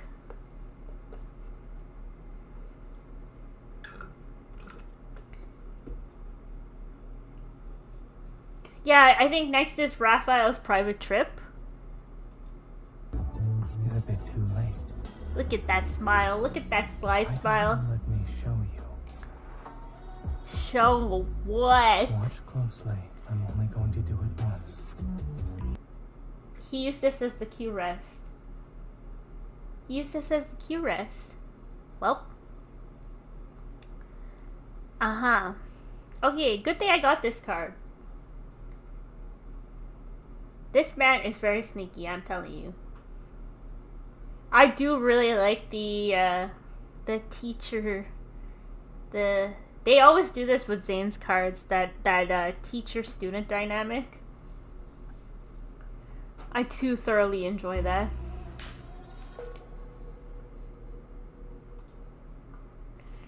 I thoroughly enjoy the student and teacher dynamic. That I can't wait to do this. So the plan is I'm not going to be doing this card right away because I'm waiting for Zayne's 10 days with you card. When we finally get that card, like when we finally like earn it in the game, that's when I'm gonna do like a Zayne stream with this card, exclusive tutorial, and that 10 days with you, because that 10 days with you, the exclusive tutorial card is probably really short. Yeah, they do. They do. I really see. That's why I really liked his and MC's dynamic in Aeon's canon, because it was that teacher-student type of vibe. To be honest, I'm gonna be biased and say I like every Zayne card. That's just the bias in me speaking. Yeah, it is really short. Yeah, because I've noticed that the older like it's easy to do. It's easier to do when they're rerunning like all 3 of them in a stream, but since it's a solo card, we'll have to add. It's better I just wait for his 10 Days With You one to release.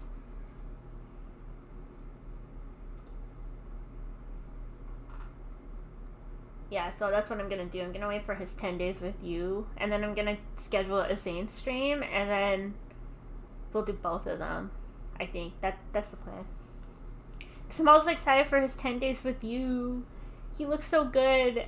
Info knows what they're doing with the emphasis on his hand, by the way. You don't know the implications yet of that, Tila. That's why I said you need to watch all the cards from this banner, of the spicy banner. I think tomorrow for us, for NA.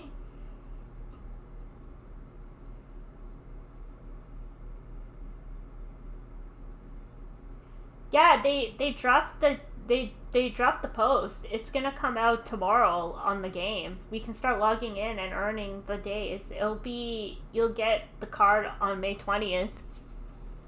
Yeah, boy, were you gone.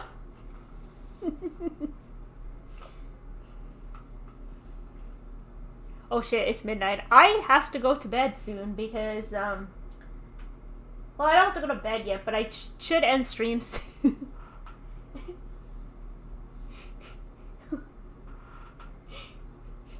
You totally missed it. I'm probably gonna end stream soon because I do need to get ready to... I'm probably just gonna chill for a bit and then go to sleep. Yeah, it was fun. We can chat on Discord. On Discord, I'll tag you on Discord. We can keep chatting on Discord. I'm just gonna be upstairs. It's just that I have to sleep. I think by 1:30 the latest I have to sleep because we have to get up to go for breakfast tomorrow because it's Mother's Day.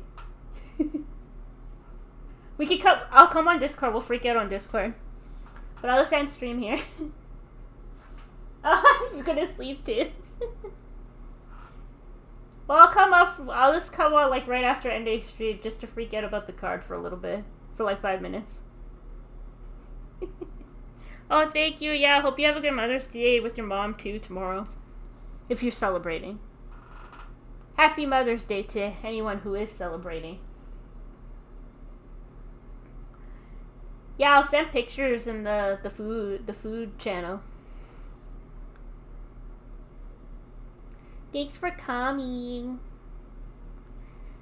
Thanks everyone for coming. Thanks for the 100 followers. If you like my content and you want to see more, just please keep following, please liking, please subscribing.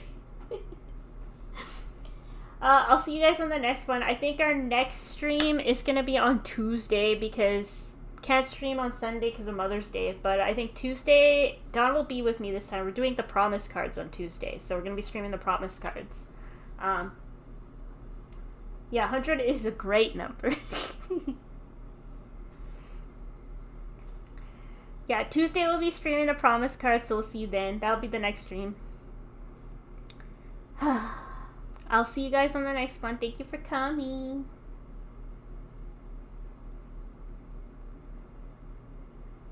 Can't wait to do them. I've been so tempted. Alright, I'm ending. Bye-bye. Bye, twin. Bye, everyone.